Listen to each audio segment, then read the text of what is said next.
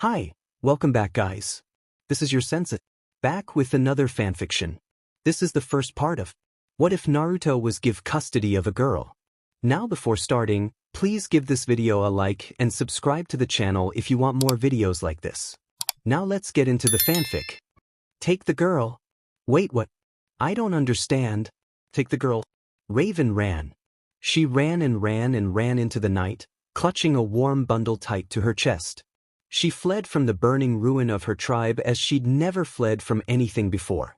Bare feet slapped against the muddy ground as rain sluiced down from above, soaking her to the bone. Clothes in tatters, right arm a bloody mess, heart hammering in her chest like a frantic colt, still she ran on.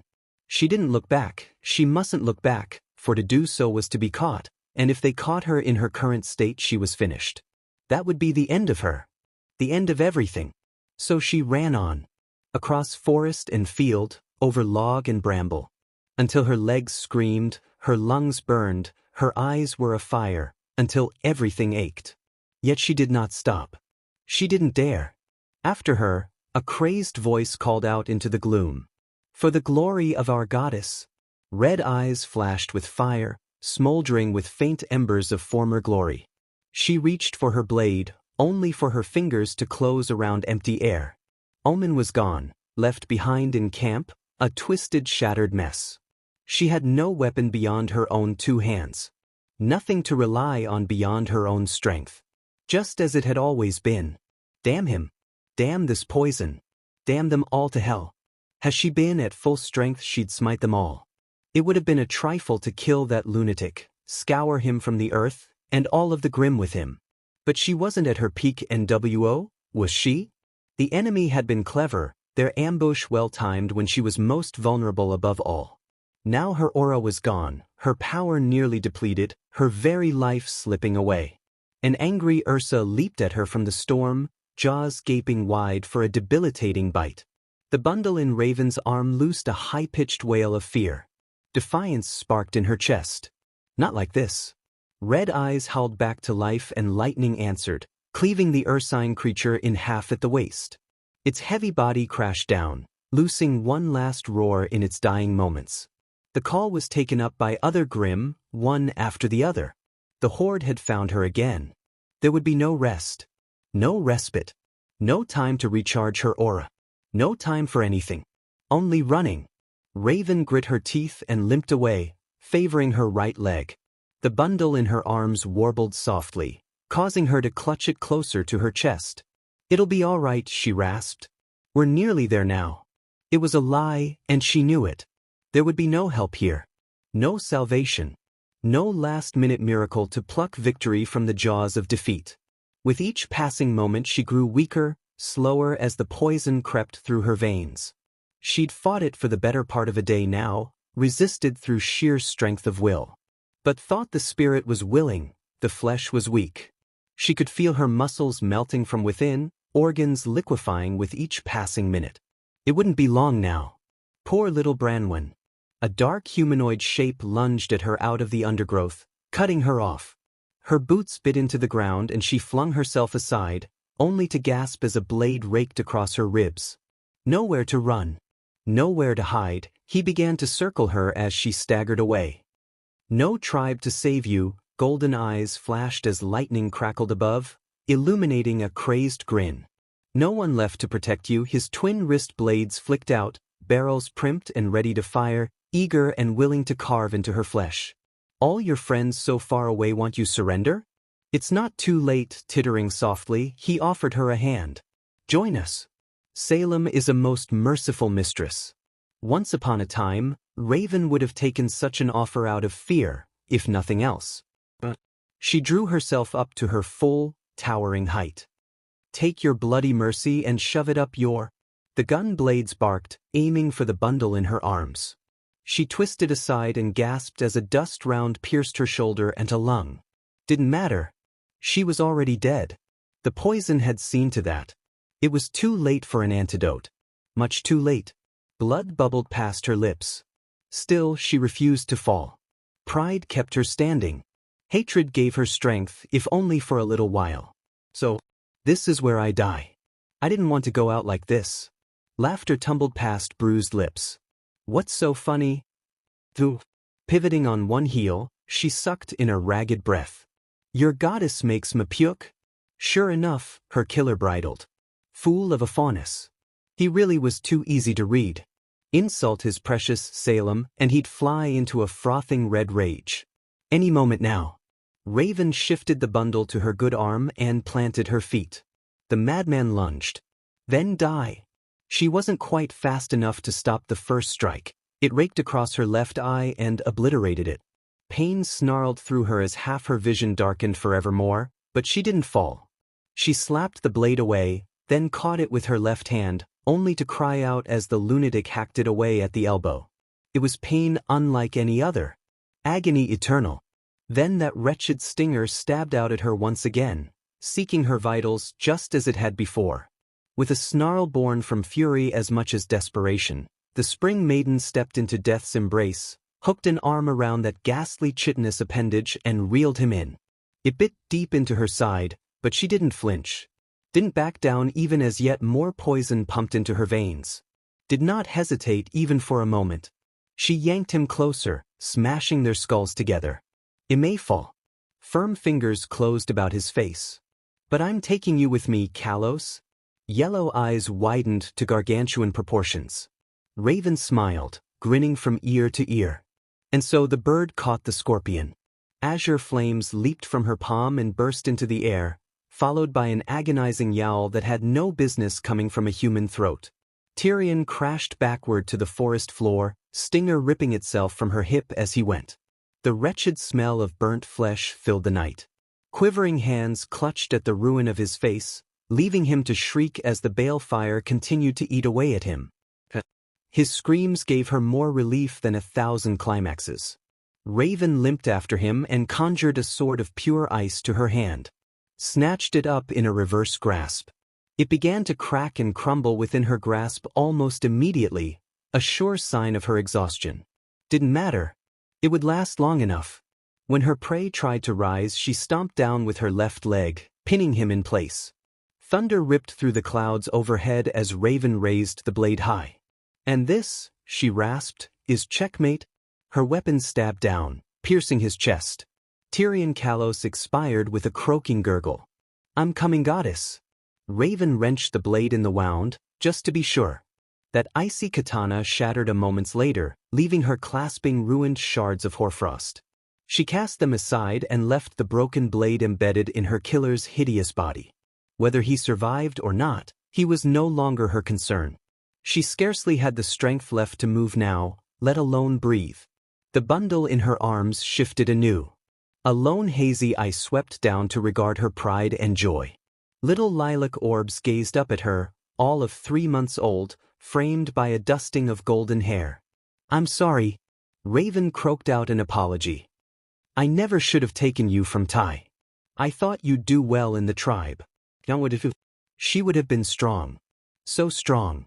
All of Mistral would have quailed before her might, prepared now to pay for her folly with her life. She would die out her in the wilderness, as much for meddling with fate after her mother. Prepared to meet Raven her end. Was. But young, sweet, young, little innocent young. She didn't deserve this. Bitter tears stung at the edges of her eyes, turning to so much steam beneath the might of her maiden powers. Where would the power go when she expired? Raven had an awful sinking suspicion. She didn't want to think about it, but reality wouldn't let her be. Too young? Surely not. She was much too young. Wasn't she? Raven took another step.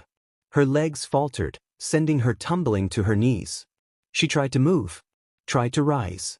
To do something. Anything at all. But she couldn't. Here at last her body betrayed her. She felt her head bow, and her vision dim. Yang stirred in her arms, whimpering softly. Poor girl. She didn't understand. She might never understand. To live alone in a world without parents was a terrible thing indeed. Please, someone, anyone, let the burden fall on my shoulders. She cast a desperate gaze at the stormy sky above. Don't let the sins of the mother fall on her daughter. I'll do anything. If it's my life you want, then take it. Go ahead. I offer it freely. Just so mean take the girl. In her dying moments, Raven gathered up the last dregs of her life and screamed. She broke her soul, broke her semblance, and still she pushed. Incredibly, the heavens answered her. Something fell crashed really, through the clouds, hit the treeline and slammed through it. They struck the ground at speed, spraying water and mud in every direction. The impact nearly ripped Raven from her knees and sent her sprawling. Even then it was all she could do to focus her fading vision. She saw a figure. Humanoid. Not callous. Not grim, either. A voice came to her on the rain. Where the hell am I? And in that moment, Raven Branwen finally broke. Her arms stretched toward him. Take the girl. Sometimes, Naruto's bad luck amazed even him. For better or worse, for good or ill, he just couldn't seem to catch a break. He hadn't asked to fall into that portal after finishing of Kaguya. Hadn't expected her to act in one last petty act of defiance, much less for a crimson portal to open up under his feet and simply rip him away from his word. How had this happened? He didn't know. None of this made sense. Not a lick of it. He was tired, sore, and now soaking wet thanks to all this rain. But he remembered a voice. Take the girl. Which girl? What girl? Why did someone want him to take them? Blue eyes blinked. Focused. A quick checklist allayed his worst fears. Arms? Legs? Body? Mostly intact. Kurama? Gonna be sick. Well, that was good, wasn't it? Everything was intact. His legs ached abominably from that improvised landing, his head was on fire, and he was fairly certain he was going to be sore come morning, but all's well that ends well, right? Any landing you could walk away from was a good one in his book.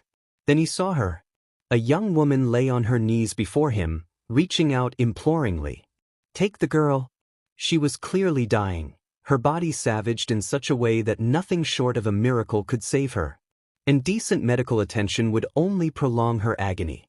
Her left was just gone, her right arm a tattered mess, complete severed well above the elbow, hacked into shoulder below her collarbone.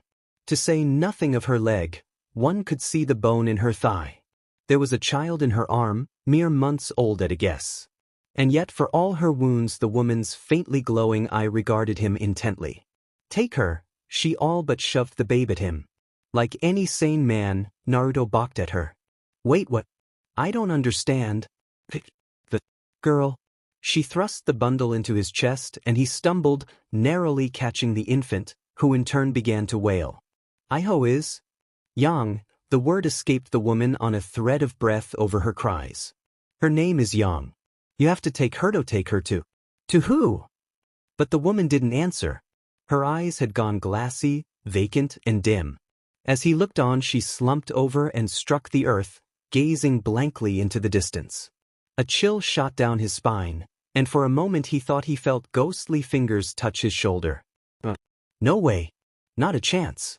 The hell you don't. He burst forward, slapped his marked palm against her shoulder and pushed. Chakra burst from him and into her, causing her to jump. Twice. Thrice. Her body convulsed where it lay, but still it didn't draw breath. Her wounds slid shut. And yet she still didn't breath.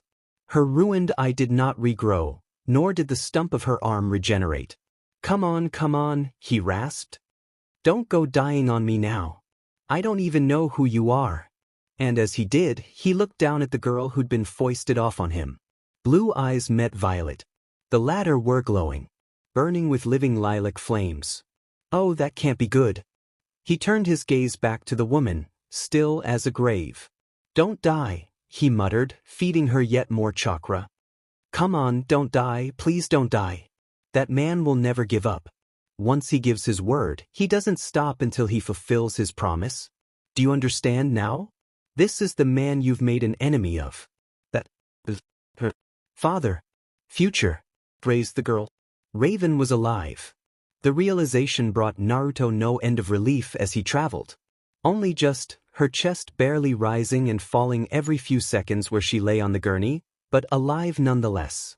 He wasn't about to look a gift horse in the mouth. Not after the day he'd had. For a moment, she really did perish back there in that clearing. He'd felt her heart stop until it restarted under his ministrations. Against all odds, he'd managed to pull her back from the abyss. Yet despite that, Raven would not wake. Her eye might yet be restored, given enough time and attention, but her left arm was gone, severed at the elbow. Sage chakra or not, he wasn't able to regrow that. She would have to adapt when she woke up. If she woke up. Thankfully, he'd learned her name from a tattered journal he'd found among his few meager belongings. The contents were not exactly illuminating, but some knowledge was better than none. The few pages that weren't burned or caked in blood offered little in the way of information, mere pieces of the greater whole. References to a man named Ashbin and a woman named Salem.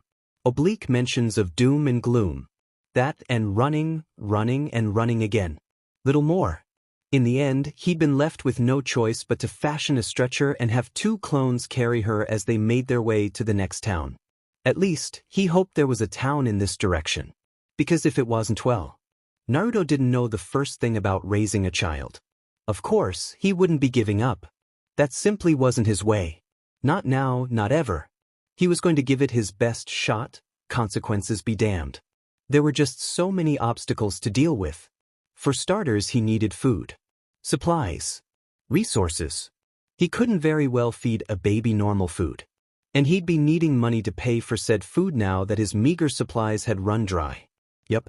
Important supplies, like baby formula, diapers, fresh clothes. Which, again, he didn't have. Welcome to fatherhood, kid. Kurama's voice chortled in the back of his mind. This is your life now?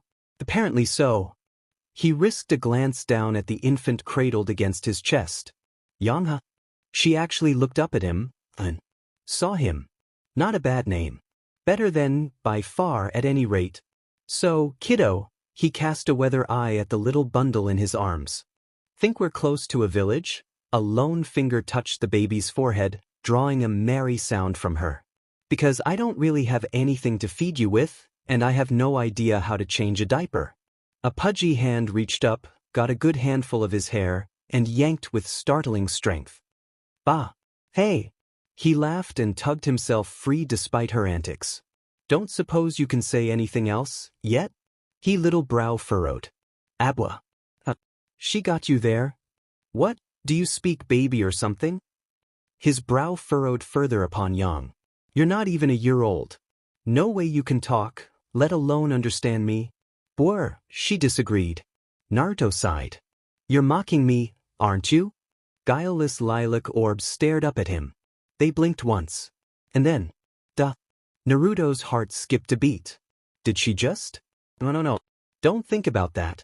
He was just taking care of her until her mother recovered, that was all. He certainly wasn't her father. Nope. Nah. There was just no way he could be a parent. He could take care of a kid, sure, but he didn't know the first thing about raising one. Da. Yang Kuda knew. Da. Kurama absolutely howled with laughter. No. Naruto cried. Bad baby. Don't go calling me that. Yang didn't listen, of course. Why would she? She was just a baby, and she'd discovered a new word. Naruto wasn't sure why he was surprised. Kurama was no help whatsoever. Furry bastard was all but beside himself and wouldn't stop cackling. Between the two of them, he soon came undone. I'm arguing with a baby, he clapped a hand to his forehead. I must be losing my mind. As luck would have it, he found a village just over the next rise. It was there that his luck took a turn for the strange. That's Raven Branwen. Naruto felt a migraine coming on. He told a lie. He'd started to get a headache 5 minutes ago when someone had hallooed him at the entrance. Raven's unconscious form had been recognized. One thing led to yet another, and soon enough he found himself all but staring down a host of weapons. He couldn't even be asked to remember the man's name, much less the village. Kuro something or other. Probably not important. Apparently Raven's identity was, judging by the village's reaction. She must have been known around these parts, and his association with her damned him from the start. Really, he just needed supplies. He'd even offered to work for them thanks to his lack of moy. What kind of reception was this? We've established this. Naruto jerked a thumb over his shoulder. She's also in desperate need of medical attention, so if you just let us in, we'll get out of your hair. The guard, or was he a hunter, did not lower his bow. Nor did his men. Begone from this place. We do not treat with bandits. Naruto frowned at that. Was she a bandit? Journal hadn't been terribly clear on that. Can I step on him? Kurama, no. We are not squishing the locals. See, you say that, but this one's annoying you too. Truer words had never been spoken, but he attempted diplomacy once more. I would leave, he hazarded with a raised hand, but I've got a little one to look after and no way to feed her. He shifted Yang in his free arm. Do you want her to starve to death? When the man's bow still held firm in the face of his words, he pressed the attack. Because that's what will happen if you drive us out. You may leave the child here. She will be looked after. Take the woman and be gone. I think we got off on the wrong foot. He tactfully ignored him and buelled on. Let's start over, yeah? I'm Naruto Uzumaki. And you are? Liren, the man's bow did not waver, though his bearded face drew down in a scowl. This is your final warning, Outlander. Leave or you will be shot. You shall not enter Kuroyuri. Kurama growled. I'd like to see you try, little man. A flash of irritation sparked through Naruto's head and something ugly reared its head in his heart. It felt oddly like anger. How strange. He couldn't remember the last time he'd felt like this. Pale gold eyes met sapphire across the way and he knew at once that he and Lee would never get along. Maybe he was on the wrong side of this. Perhaps this man was simply protecting his people. He might actually be a good person. But did he have to be so damned stubborn?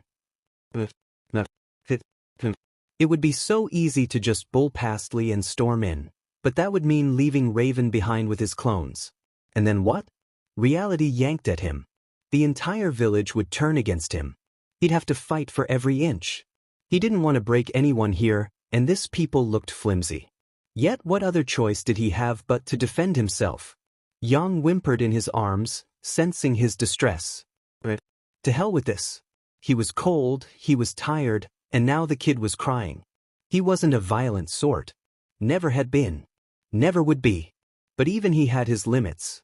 His patience was already shot to hell. Raven needed to have her wounds treated by a proper doctor, and Yang was hungry. Moreover, the sun was going down. And at the end of the day, for all his principles, Lee was in his way. Right? Just gotta be gentle with them. Very gentle. Naruto raised a hand and snapped his fingers. One of his clones responded immediately, lowering Raven's gurney to the ground. His copy stepped up and took Yang from his arms, then began rocking her back and forth. Within a matter of moments she began to calm, if only just. From there the doppelganger stepped back, giving the original plenty of room. Blue eyes shimmered red. His body began to glow. This is your last chance. Let me in and I'll be on my way by tomorrow. And if I refuse, if nothing else, he had bravery in spades, he'd give him that. Naruto's body began to glow. Then I walk right over you. The hunter's bow snapped taut. Take aim. The shinobi sighed. Kurama. Shock and awe. Naruto smacked his lips. Yup. Lee loosed an arrow.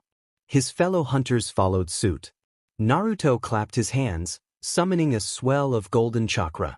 It engulfed him in an instant. A storm of feathered shafts caromed harmlessly off Kurama's hide. In a matter of moments his old friend loomed over him and Kuroyuri alike, towering over everything for miles in every direction. Behind him, he heard little Yang coo and babble happily at the wondrous sight. Well, at least someone was enjoying the show. Lee and Archers did not. Shrieks and wails went up as the man clambered backward. Some whimpered in fear, others fainted dead away and slumped bonelessly to the floor. Lee alone stood tall, but his once pensive expression had gone positively ashen. A look of hopelessness swept away his bravery, his fingers gone white-knuckled around his pow. Let pass. Naruto modulated his voice, sending it booming over the village. You had your chance.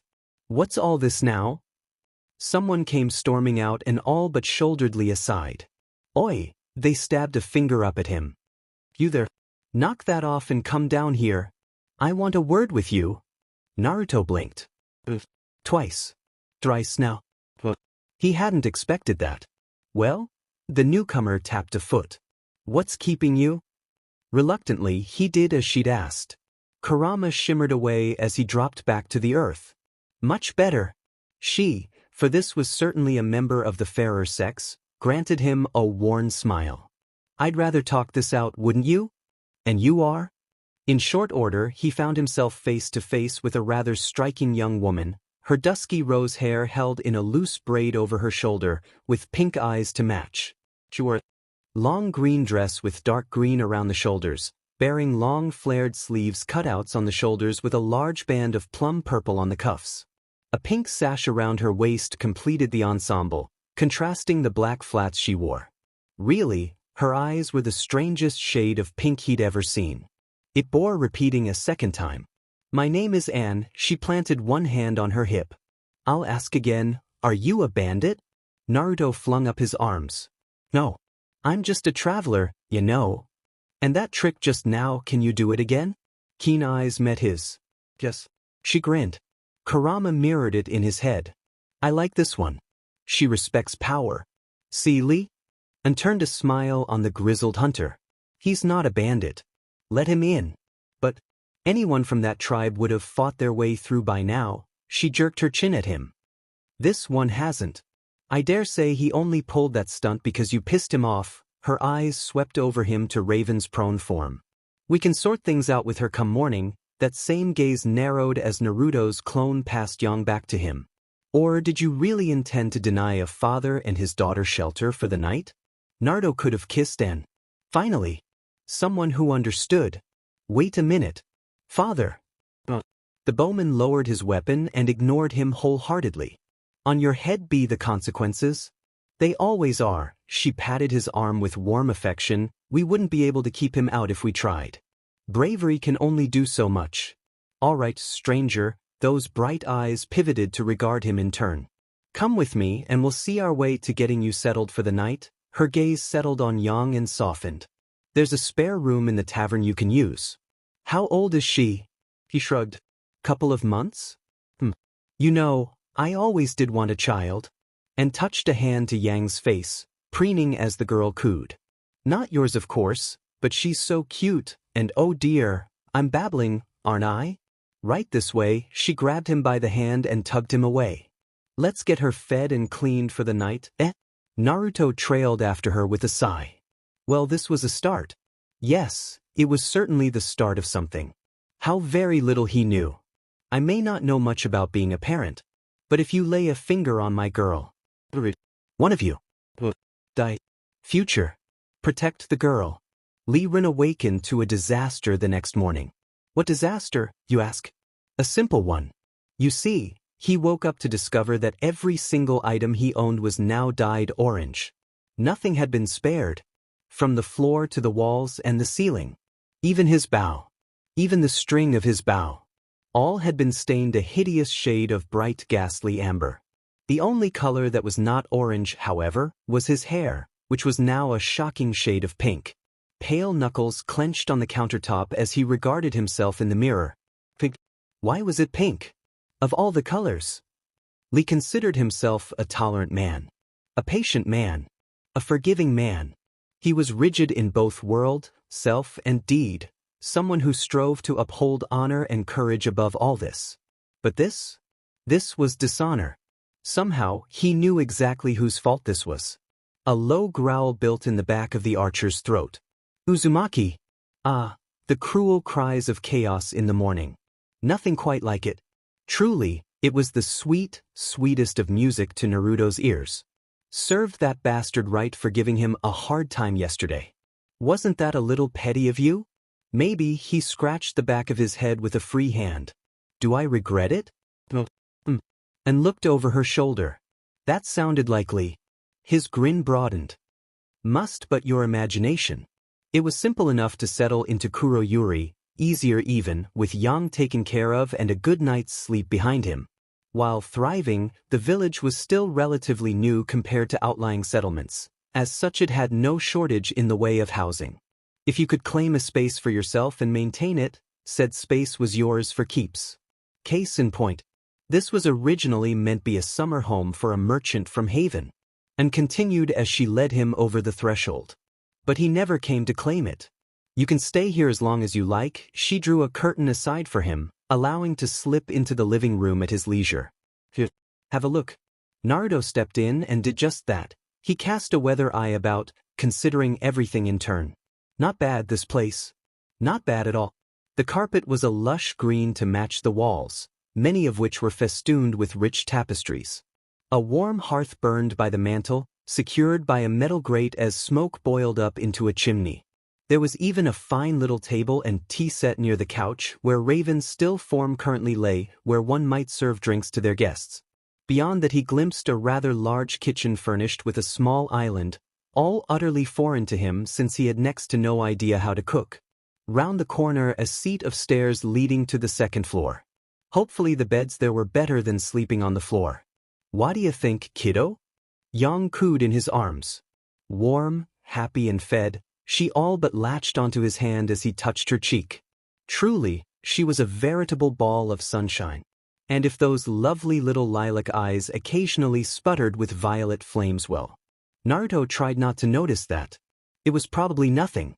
He wondered if she could comprehend her surroundings yet. Unlikely. She wasn't even a year old. Surely she couldn't be aware of things like that yet, could she? Duh. Oi, he frowned down at her. Stop that. He could have sworn the little terror grinned a gummy grin at him. A thought occurred to him. Say, this merchant, what happened to him? Anne's smile soured. Grim got him. It happens sometimes, especially on the outskirts. Naruto wrinkled his nose. Grim? Ha, very funny. She tapped his arm. You're such a kidder.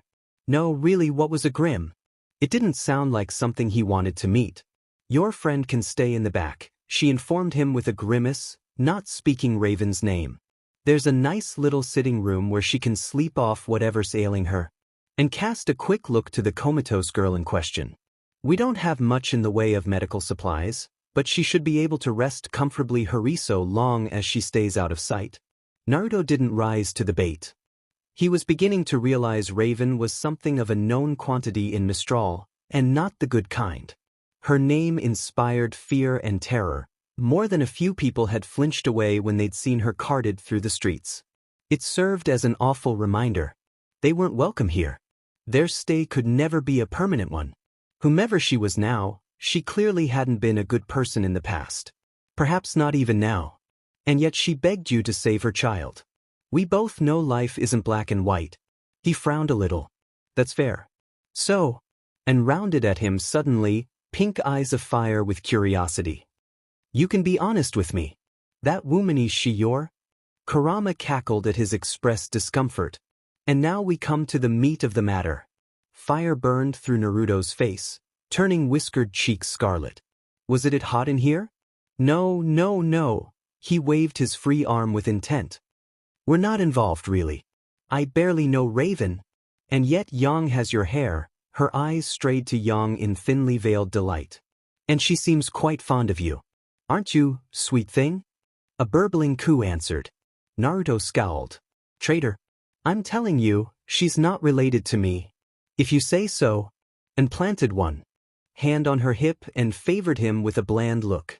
But you're going to look after her all the same, no? Of course I am, he set his jaw. What kind of question is that? You're being weird. I'm trying to be kind, actually, she crooned. I could look after her for you. The battered blonde found himself frowning at that. You could? But of course. She's such a darling little thing. You could even leave her with me. Right? Now she wasn't making a lick of sense. Why would I do that? Kurama stifled a small sigh. Thick as a brick, this one.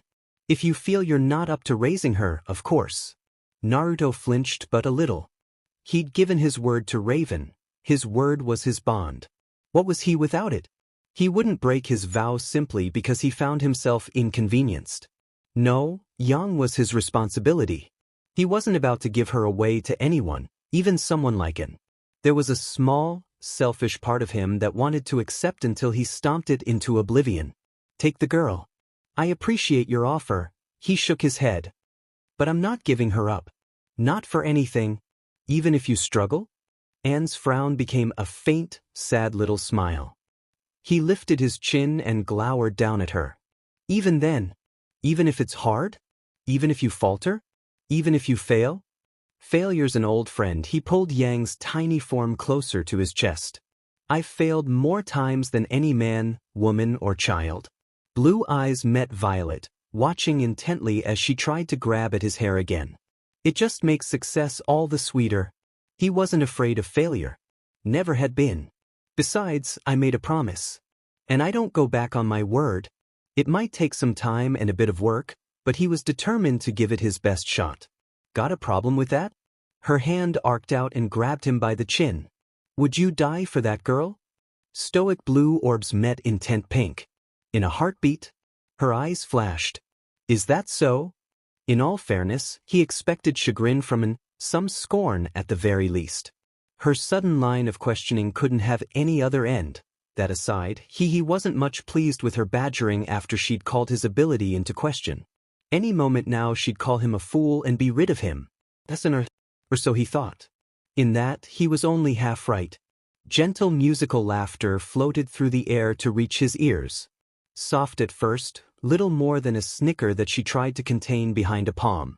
It didn't last. Before long and began to guffaw openly in spite of his confusion. As he looked on, the young woman doubled over and clutched at her sides, giggling like some silly schoolgirl. Yang made a questioning noise in his arms. Naruto frowned.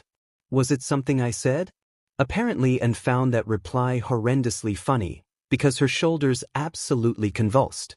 She was having an absolute fit now, unable to contain her hysterics. Oh my gods, she hooted. My sides. You're such a fool. Confusion burned away into anger. Hey now. Abruptly, she straightened with smile. You pass?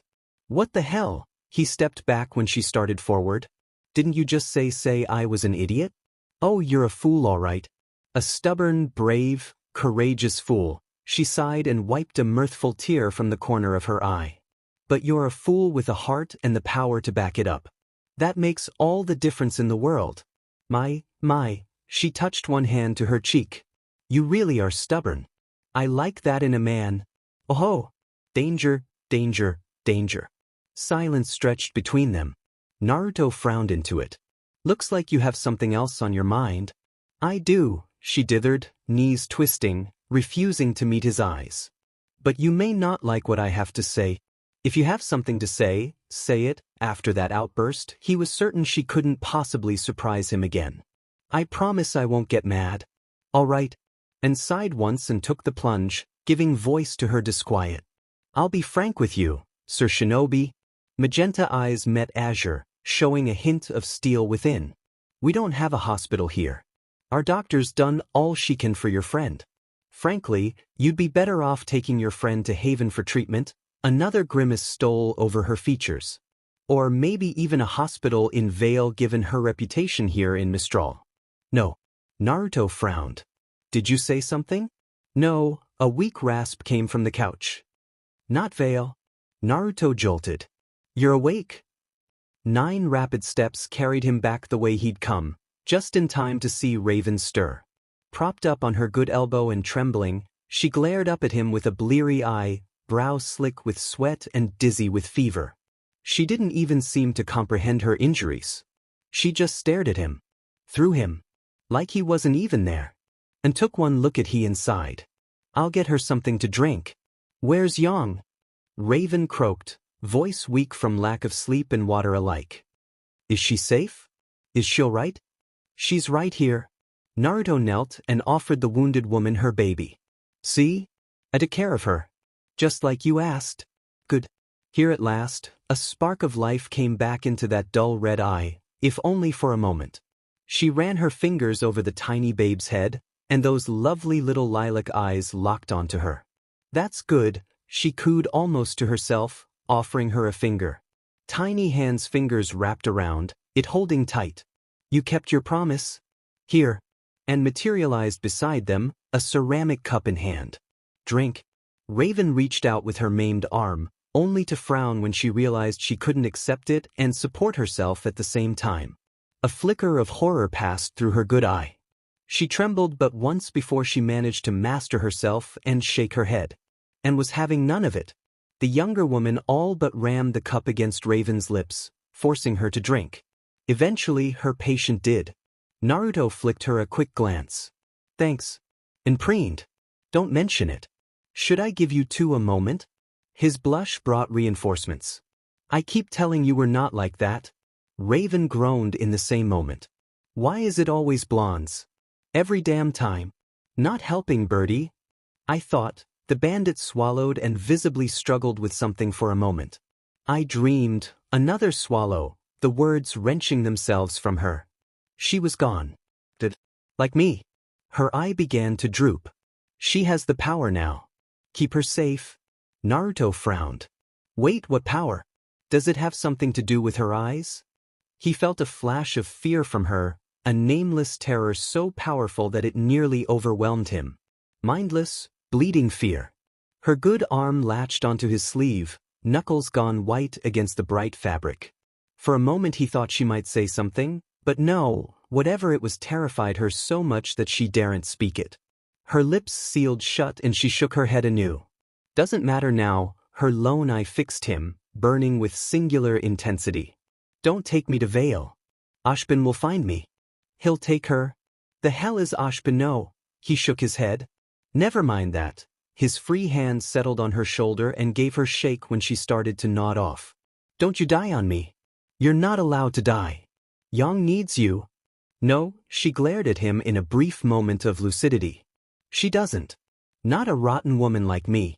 Like hell she doesn't. Something stirred in Naruto's chest. It felt like Isuus. Anger. Not wrath or vengeance, but pure, righteous fury. How dare she? Yang whimpered in his arms, no doubt sensing his distress. His throat closed. He didn't want to shout for fear of frightening her, but everything was so raw right now.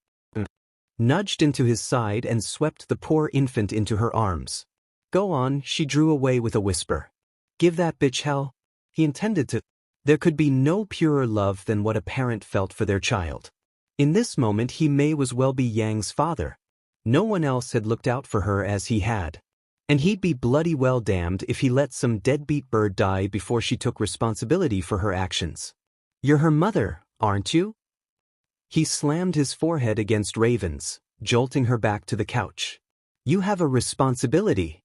You don't get to die and leave your kid behind. She has you.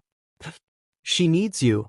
She's better off without me, Raven jerked back, unable to meet his gaze. That thing she won't find her here. She's safe, her shoulders slumped. After what I've done I should just. Naruto's right hand blurred in an open palm, cracking across the uninjured side of her face. It wasn't even a fourth of his full might, yet it was still more than enough to send her head snapping to the right with an audible smack. The back of her head struck the pillows as she sprawled there, stunned. Raven snarled at him, eye wide. Why you? I was talking. And I'm not listening. He didn't give her a chance to finish. She might have said something else, but he didn't hear it. His forehead met hers again, eyes wide, teeth all but snapping at her in his wrath. You do have a reason to live. Protect your daughter, damn it. Help me. Fight. Don't be a coward. He wanted to grab her and shake her until she saw sense. It was a terrible thing to grow up without a parent.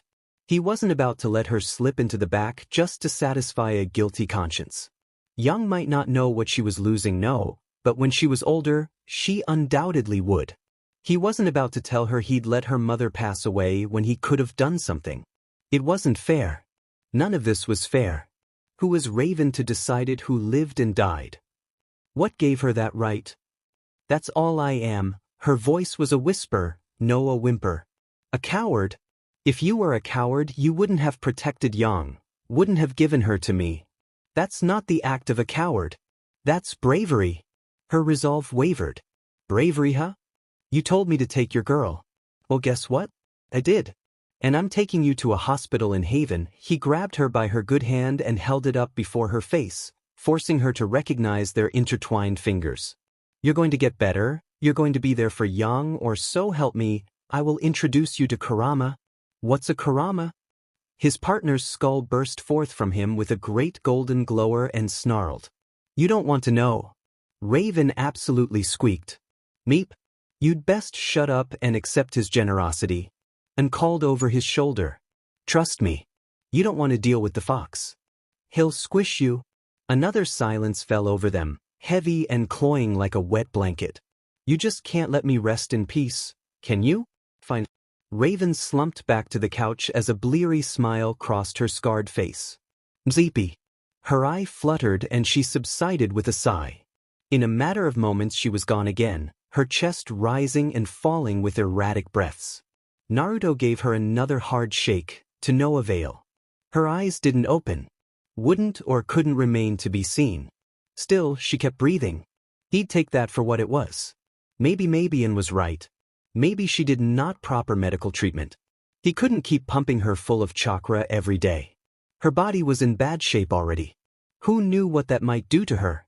Well, Naruto stood with an effort. Haven it is, then, and sidled up to him and returned Yang to his arms, pausing just long enough to look down at Raven's still form.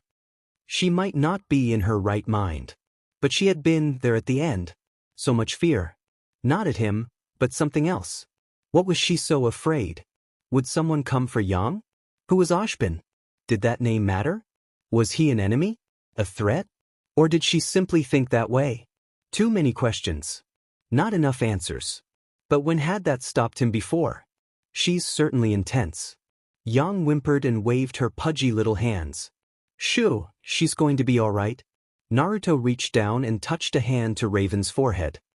I'll take her to the city myself. Just need a map. Anne's hand trailed across his arm a moment later. You could do so much good here. Are you sure you won't stay?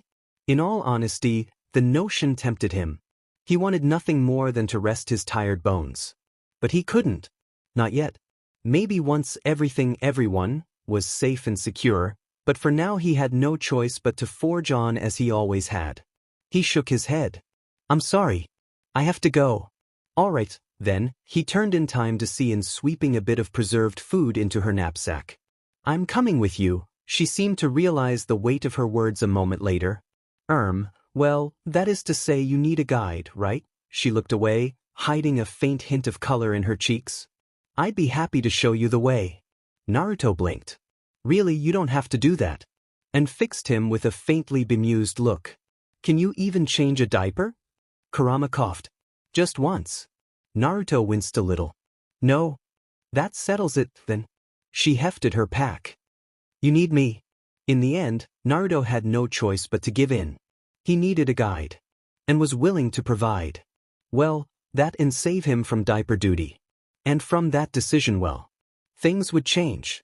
It would be the beginning of a grand journey, one that spanned all of Remnant. In the years to come, some would call the series of events that followed a miracle, others a disaster, and still more, something else entirely. Looking back, he might have seen the look in her eyes and realized how wonderfully, beautifully complicated his life was to become. But really, how was he to know that? This was merely the first move, the first domino of many to come. A single misguided act of kindness would change the world. For better or worse, who could say? What happens when cowards push a good man beyond his means? A good man.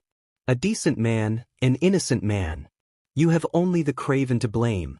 Future. Heal the girl. What do you think this is, pal? A charity? Naruto heaved a sigh as his right eye began to twitch. Ironic, really. There was just something about him, the number 9 these days. 9 days wasted in Haven trying to find a hospital that would take Raven. 9 minutes in this lobby trying to convince the receptionist to let them through. 9 little words in response, and now they threatened to send his already frayed temper screaming over the now. He didn't much appreciate the irony. Can I kill this schmuck? Kurama agreed wholeheartedly. I think we should kill him. No one would miss him. Must resist. Killing bad. Killing very tempting right about now. I think this is a hospital. Naruto grit his teeth until he felt a molar crack in the back of his jaw.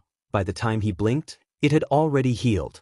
It took us several days to get here, and really, he was never moving that slowly ever again. I have a woman here in desperate need of medical attention. He jerked a thumb over his shoulder where a prone Raven lay on a cot, guarded by a vigilant and who held Yang close in her arms. I've done all I can for her. Now do your damn job and help. The orderly, a stick-thin little man, didn't bat an eyelash. Do you have any lean? His twitching intensified. Well, no. A job then? Like I said, I don't. Steady source of income? Naruto absolutely growled. Let me finish. I don't see much point in that. The receptionist blinked back at him, wholly unperturbed. This isn't veil. Now unhand me before I call security. Naruto craned his neck back and shrugged helplessly. Sorry, he saw her mouth the word. A wild idea struck him. Kurama scowled. Naruto, no. Naruto, yes. Let me see your patience, he blurted suddenly, releasing the man and startling him in the same instant. I can help them. Heal them. Would that be payment enough? His smile was all teeth. I'm sure we can work something out. And slapped a palm to her forehead. Saw that coming. Little Yang gurgled her agreement. Are you mad? The orderly's expression hardened even as his own crumbled. I'm not letting you anywhere near our patient's weight. He looked past him, noticing Raven for the first time. Beady black eyes narrowed upon her. That woman looks familiar. I've seen a poster of her somewhere. And stiffened. Naruto winced. Right time to scarp her. He didn't relish the idea of fighting off the authorities, much less turning the city against him. The man was only just reaching for a phone when the blonde scooped up Raven in one arm, then and little Yang in another. Then he booked it. Leonardo Lionheart fumbled for his scroll as it ran atop his desk. Trembling fingers closed around the rectangular device, nearly dropping it. His anxiety. The traitorous headmaster inhaled once and exhaled, willing himself to be calm, to still his hammering heart. Only then did he dare speak. Even then he couldn't quite suppress the faint quiver in his voice, nor the hitch in his words. Do you have her? No, sir, came the voice of his assistant. You wanted us to call if any woman matching her description turned up. She's been sighted in a hospital downtown. Leonardo sighed in relief. I'll alert the authorities. Don't let her leave the city. It took everything he had not to shout with joy. The last release. Here it was, his chance for escape. Salem had been furious at the loss of Kalos. Madman he might have been, but there could be no denying his usefulness. Tyrion was very good at what he did. Or at least he was. He'd seen what was left of him. Raven was not a kind woman. The faunus had died slowly, in terrible pain. And with his demise, Salem's wrath burned bright. She'd threatened to tear strips out of his hide if Spring wasn't found and secured forthwith. And now, miracle of miracles, she was here in Haven. Within his grasp. Was his luck finally beginning to turn? Sir, that's just it. His receptionist paused, snapping him back to reality. The report we received, she wasn't alone. There was a man and a woman with her. Also a child. Don't worry, Samantha. Another lie. He told so many now. What was one more? I'll see to it that they're unharmed. He hung up soon thereafter, alone with the roiling storm of his thoughts. She must be told. He hung up and rose from behind his desk. 3 rapid steps carried him to the false wall of his office. A quick touch caused it to part, revealing the corridor within. He darted down it, taking the steps 2 at a time, nearly tripping over himself in his haste to reach the other end of the wall. Truly, he bore Raven Branwen no ill will, much less her kin. But he wanted to live. And for that to happen, she had to die. Once the Spring Maiden was taken, and the vault emptied, he would finally be left alone, he hoped. Finally he reached his destination. A sullen seer stirred in the dark at the end of the hall, making that ghastly noise it always did. Leo shivered at the sight of it and knelt slowly. Palms splayed on either side of him, he waited for a response. An awful moment of silence filled the chamber. He wondered if the grim device would respond to him or worse, lash out, if its mistress had finally grown weary of him. There were some days that he almost found himself wishing for the sweet release of death. But it would not be this day. Its smoky surface became clear as crystal. Red eyes gazed back at him, set within a pallid white face. Leonardo, a voice like sin itself purred. Do you have news for me? Yes, Your Grace. He prostrated himself before the awful creature so he wouldn't have to look at the devil he'd made a deal with. I have a report to make. Unbelievable. Naruto reappeared in a flicker of saffron, heels digging into dirty asphalt. If anyone cared for the sudden appearance of a glowing man carrying 2 women and a baby, they did little to show it. This was Mistral. Crime ruled here. So long as you didn't shank someone in the street, most wouldn't much care. An elderly woman looked their way, shrugged, and kept moving, and shoved Yang into his arms and tumbled into the street. Blurg, she exhaled violently, losing what little she'd eaten this morning. Do you have to move that fast? Naruto muttered a half-hearted apology, shifting Raven on his shoulder as his mind continued to whirl. A flicker of his fingers palmed the unconscious woman off to one of his clones. He tried not to look at her face, tried to ignore just how pale she was getting. How thin. He'd done his best to keep pumping her with chakra, to keep her healthy. She still hadn't woken since Kuroyuri. It wasn't fair. He could run faster than light, obliterate mountains, heal from just about any wound, even heal others to some extent. Yet for all his skills he couldn't do a thing for Raven. She needed care and medicine he couldn't provide, proper supplies he had no idea how to acquire. What little Lin had on her was needed for their lodging and Yang. Even if it wasn't, it was hardly something they could afford to spend. We could go back and force them. Kurama offered. We both know they couldn't stop us. It was tempting, but no. These are innocent people. I'm not going down that road. Once he started, he was afraid he wouldn't be able to stop. He'd already suffered one too many fools in this city today alone. If he dealt with one more, he was absolutely going to snap, and tugged him aside to a nearby park bench. What now? What indeed? By this point he was at his wit's end. Raven was wanted in Mistral. He didn't know why, but he'd seen the posters. They hadn't been there the first day or so, only a few dozen here and there. By now they lined almost every block. Really, it was a miracle no one had made the connection between them yet. That, or perhaps Mistral's police force was just incompetent. He was leaning toward the latter. I'll find a way. He buried his face in one hand with a sigh, holding Yang close with the other. I always do. Naruto, you can't just carry Raven around for the rest of your life. His head snapped back up again. Wanna bet? She flinched and he regretted his words immediately. Sorry, he muttered. Didn't mean to snap at you. I need to help her. His gaze flitted down to Yang. She tugged at his pink finger and started sucking on it. The ghost of a smile touched his whiskered visage. He'd promised, damn it. He never went back on his word. She deserved to have a mother even if it felt like fate itself was conspiring against them. Pardon me, a new voice interjected in a soft drawl. I couldn't help but overhear your predicament. Perhaps I can help. Naruto bolted to his feet and pivoted to face the newcomer without thinking. Mistakes were made. He found himself face to face with a tall yet slender woman clad in a flowing violet dress he didn't recognize. Her hair was blonde, carefully curled golden ringlets tumbling down her shoulders to frame a youthful visage in the spring of youth. The next thing he noticed were her eyes, for they were a familiar shade of lavender. Any comparison he might have made with a certain Hyuga ended there, for these eyes held an insouciant gleam to them, a dark promise of mischief, her smile just a shade short of insolent. Most prominent was the spider tattoo stood out on her bare shoulder, black ink against tan skin. Hello, she flicked her fingers at him in a dainty wave. You're a hard man to find, and hissed out a quick breath and shrank back. Spider.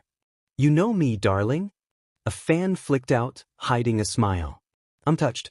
Didn't think a country bumpkin like you knew much of anything. I know of you. The brunette reared back and spat at her feet. Your kind were driven about Kuroyuri long ago. The so-called spider tittered softly. Dear girl, you know how hard it is to get rid of spiders. She rolled her shoulders, causing her tattoo to twist. We're everywhere these days. Naruto considered her as one might a deadly insect.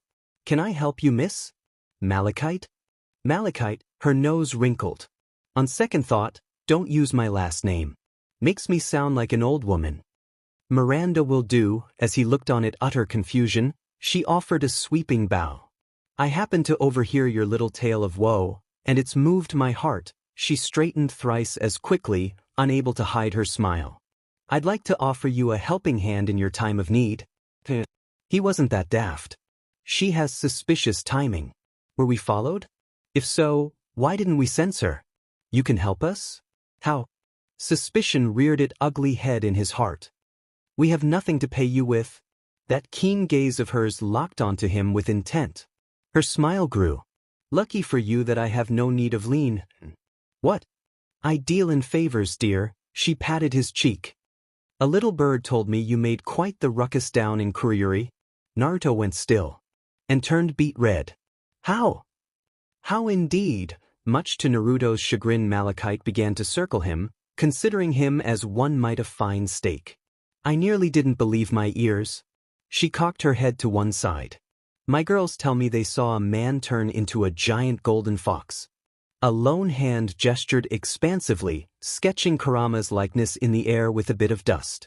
Like some kind of golden grim, one large enough to tower over that tiny little settlement with ease.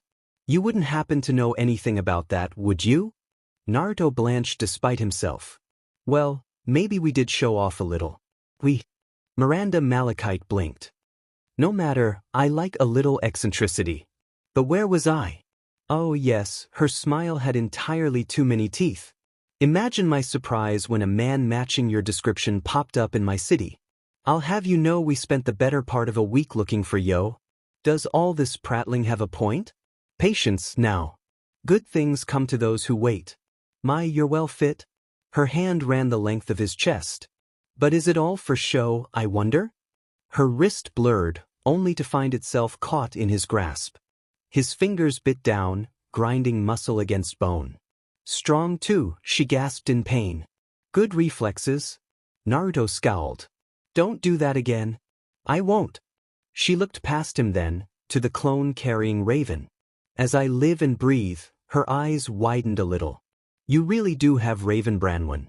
And here I thought my pets were exaggerating. Enough. She was yanking his chain for reasons he didn't understand, and Naruto wasn't much inclined to play her games. She turned to go.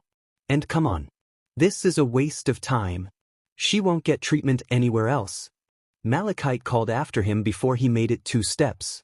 They'll throw her in a cell. He snorted. They can try. Miranda tooted at that. So loyal.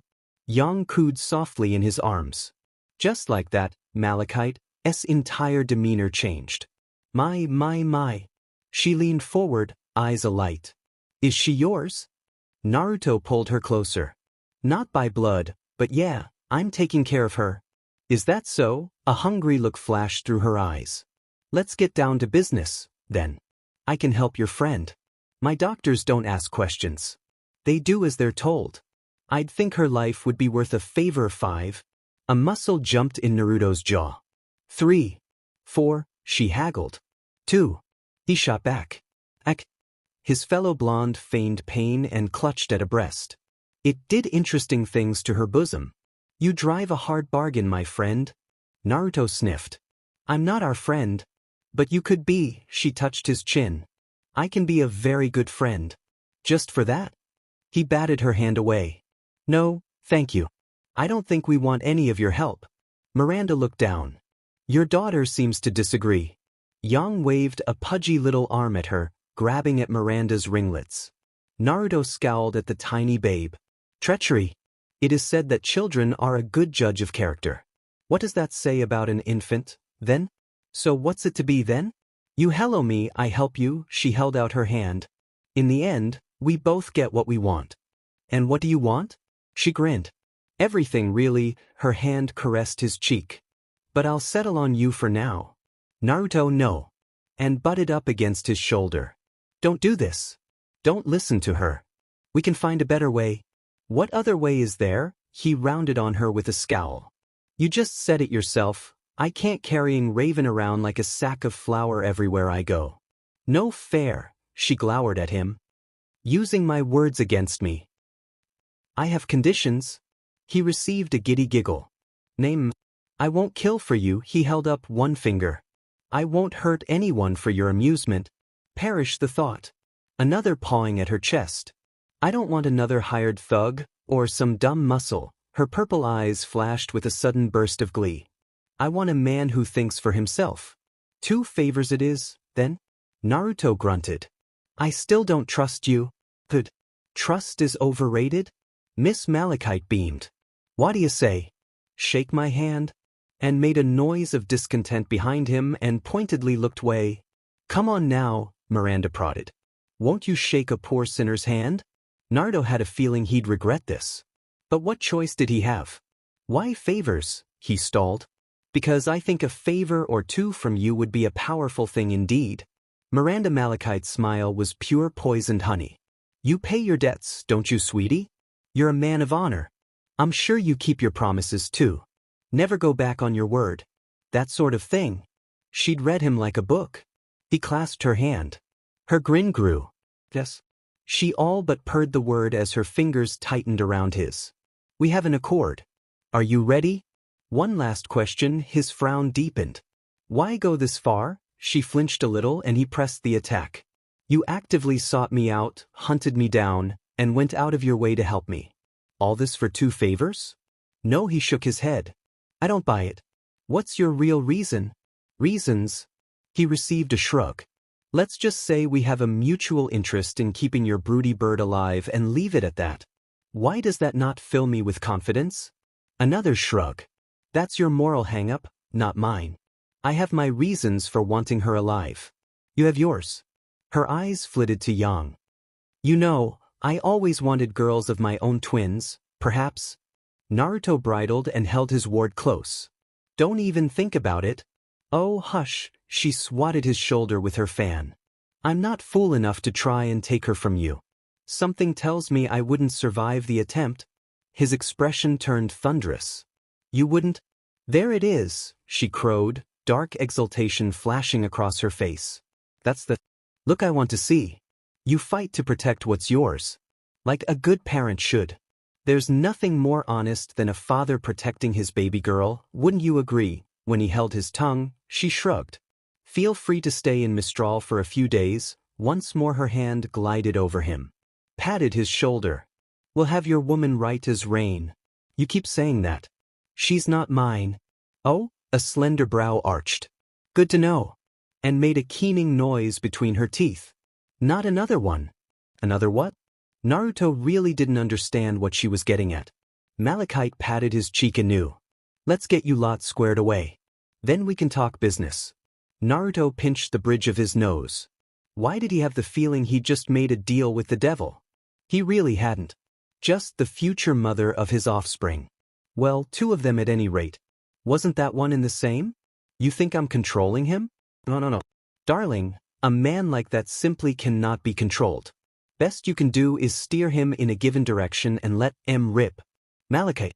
"Spook the girl." The Spiders ran a surprisingly tight ship for a criminal organization. All in all, their so-called base wasn't much of one at all. More a multi-terrorist club that had been hollowed out, fashioned into a gambling parlor, then fused with some sort of musical theater besides. Its architect certainly knew what they were doing. Everything was a bright myriad of pastel colors, lively luscious green mingled with deep azure and a rich golden saffron. It seemed custom-built to draw the eye and patrons besides. Even now it lay packed with bustling people, from the bar itself down to the betting tables themselves. Luck of the Mountains they called it. Not a bad name, really. There was certainly some irony to be had there. "Sounds like you're praising them." "I'm not," Naruto shot back. "It's just a lot to take in." It certainly didn't help that Miss Malachite all but had him by the hand, and she was not letting go. "Excuse the mess." Miranda favored him with a wry look as she led them through a throng of bettors. "We're doing a bit of renovation." "This is renovation?" "Quite." A bright eye flashed over her shoulder. "Just wait until we put in the 6th floor." Kurama choked. Ambitious little human. What else could one possibly say to such an audacious statement? With an Anyang safely squirreled away in one of Miranda's apartments, under the watchful eye of no less than 3 heavily armed shadow clones, Naruto felt he could at least breathe, even if only a little. Nothing would get past those 3. Likewise, he'd left a similar detachment with Raven, just in case Malachite went back on her word. If that made her so-called doctor nervous, then too bloody bad for them. They would treat her while his doppelgangers looked on or not at all. They didn't like it? Something to say? Naruto had many things to say. Instead he sank his teeth into his tongue until it hurt and stalked after her. 2 favors, she'd said. 2 and not 1 more. Raven would be tended to. Depending on the nature of said treatment, he might be paying this place another visit with Kurama. Miss Malachite must have seen the anger in his eyes too, because she tittered softly. You really do wear your heart on your sleeve. She concealed a smile behind her fan. It makes you so easy to read. Easy was he? In a fit of pique, he channeled chakra to his eyes and let them flash a vivid red. Won't be doing much reading if you're 6 feet under. An empty threat. He wasn't about to kill anyone, even her, without just cause, but she didn't know that. A bit of color drained from her face and he knew his words had hit home. To be fair, she recovered quickly, but he'd seen the slip. She wasn't as in control as she pretended to be. Good to know. He didn't much like the idea of intimidating someone, but if that was what it took. His eye caught on a horned man near one of the tables and his frown deepened. That was certainly an impressive club there on his back. Is that a huntsman? Of course it is.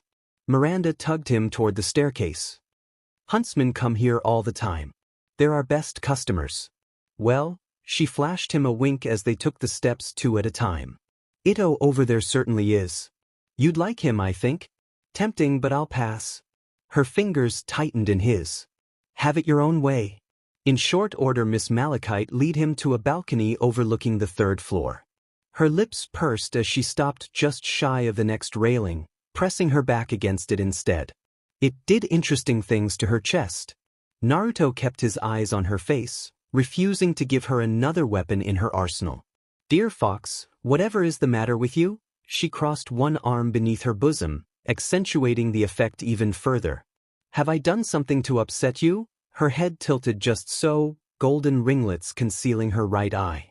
Do you think I'm trying to strong-arm you? The silence proved telling. You do, don't you? Miranda sighed into it. Fair enough. Tell me, have you ever heard of the Shion clan? What was this, more bait? Was she trying to distract him? In the end, he shrugged. No? Doesn't ring a bell? Perhaps the Red Axe gang rings a bell? Nasty bunch, that lot. A rare frown dimpled her lovely face. Little more than a band of thugs. So uncivilized. Is there a point to this? Naruto quirked a brow even as he bit down on an ember of anger. Are you trying to convince me, or yourself? The point is this. Malachite leaned in and gave his cheek a light pat. We aren't like them. Her smile didn't fade, even when he shook her off. There is an order to what me and my girls do. The system, if you will. Mistral needs us. She turned her back on him to face the balcony and the teeming masses below. Why, I dare say she can't function without us. An arm swept toward the gathering, dangling over them all as a sly spider might her web. We don't deal in drugs. We keep men like Tyrion Kalos off the streets, and not a one of the girls under our protections goes hungry. And no, because I can feel that sulky look on your face, they don't sell themselves to make ends meet. I still don't understand what this has to do with me. Legitimacy. Malachite whirled to face him, skirts swirling at her feet. When I was a girl, I was terrified of spiders. Gave me the heebie-jeebies. She wriggled her fingers at him. But as I grew older, I realized the world needs spiders. I just made the spiders work for me. Look around you. She nudged him forward. This place was a whorehouse before I took over. Mistral, a city filled with poverty and crime, a place where someone would sooner shank you as smile at you. I made order from this mess. Through disorder, he retorted. Precisely, darling. Her smile was nothing short of smug. Remove me and you'd have worse than anarchy, you'd create a power vacuum. The next spider might not be so friendly to you. And unlike a certain cowardly lion you may meet, I will never, ever lie to you. Kurama huffed. Bold words. But she hasn't fibbed yet. From the moment I met you, I knew you could every single one of us with both hands tied behind your back. When he didn't deny it, her cheeks dimpled again. I meant what I said earlier. I want to be your friend.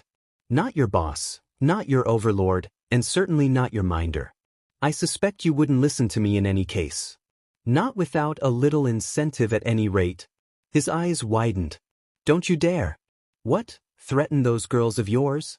She scoffed and waved a hand at him. Perish. The thought. You'd tear my head off before I finished giving the order.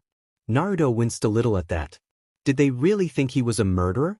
Besides, Miranda sashayed past, that pretty little village girl of yours isn't exactly a bed of roses herself. Roses? Something stilled in his soul. What's that supposed to mean? A wicked look flashed over her shoulder. Ask her sometime. Tell you what, Miss Malachite pivoted, her lean face alight with delight. As a token of our friendship, I'll expend one of those favors right now. Did you hear? There's a big shot visiting Haven. Naruto blinked once. And? It's a Schne. Right? You have no idea who that is, do you? Regardless, he's here with his family. He didn't challenge her, so she took that as an excuse to continue. He owes us a debt. We helped him further SD's interests here in Mistral in return for a cut of the profits. He never paid up. I already told you. His brow turned stormy. I'm not a lone shark. I'm not about to beat up an innocent man. Innocent? She ran a hand over his arm. Trust me. When you see him, you'll understand. Naruto batted it away, feeling filthy. You say Tat, but how do I know I can trust you? Just tell him I'd like to invite him for a spot of tea. You'll see how he reacts. In the end, she told him where to find Jacques Schne. It proved to be something of an eye-opening experience. And wondered if she was going mad. Her life had been so simple once. If she disliked someone, she killed them. If she wanted something, she took it. Now here she was, pseudo-hostage to one of the most menacing families in Mistral. How the mighty had fallen. In the past, she could have torn through this lot like so much wheat from chaff. With her semblance, she could have ripped Malachite's head from her shoulders and mounted it on a spike for all to see. But that life was behind her, and had seen where that road led, and given it up. She wasn't that person anymore. She liked to believe she was a better person for it. She had to. Even if she wanted to be otherwise again, she hadn't fought for the last 3 years. Her skills, once so sharp and keen, had rusted away in Kuroyuri. She was powerless, shackled to fate. By the gods, she hated this feeling. She leaned back and rocked Yang a little in her arms. What do you think, dear? We'll get out of this, won't we? The babe furrowed her brow, looking at her. And then, Ma. And went terribly still. Oh dear. Willow loathed business trips. But really, what choice did she have? If it weren't one thing or another, it was these infernal things. She'd made her bed, filthy sheets and all. Now she had to lie in it. Everything she'd done, she did for the Schne family name. Jacques had taken her father's failing company and made it a juggernaut to be reckoned with, an unstoppable force nearly everyone bowed to. Bastard would drag her around when she was pregnant. These days he enjoyed parading her around like the trophy wife she'd become. A shadow of her former self, a true and constant reminder of the once mighty woman she had been, a proverbial slap in the face. That he'd brought her all to some infamous restaurant in Mistral spoke much of the current tone of their marriage. He seemed to grow colder with each passing month these days. I used to be someone. Yes, I was better than this. The thought burned in her belly like the alcohol she hadn't had in months. But why did I choose this? She glared at her feet as she listened to him prattle on and on, making yet more of his false promises to another potential business partner. Why did I ever allow this? She wasn't quite broken. Not yet. While she couldn't drink at the moment, she could take pleasure in other, happier aspects of her life. Mother? A tiny hand tugged at her dress. Why are you frowning?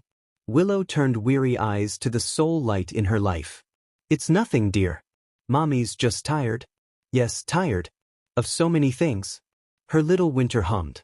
Is Weiss all right? A faint kick hit out at Willow's belly. Yes, I believe she is.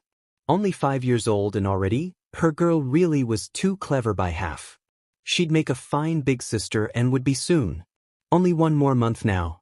Willow gingerly touched a hand to the swell of her belly. Another kick was quick to follow the first. It drew a smile to her lips, tiny enough that Jacques couldn't see it. Weiss. I hope you're born into a peaceful world. So she was quite surprised when someone rounded the corner. She had time enough to take in bright blue eyes, whiskered cheeks, and striking blonde hair, all wrapped up in a simple blue-on-white jacket with a matching pair of breeches. Then he was upon them, all but ignoring the clamor he'd made. He didn't so much walk as he did stalk. Everyone noticed. So did she.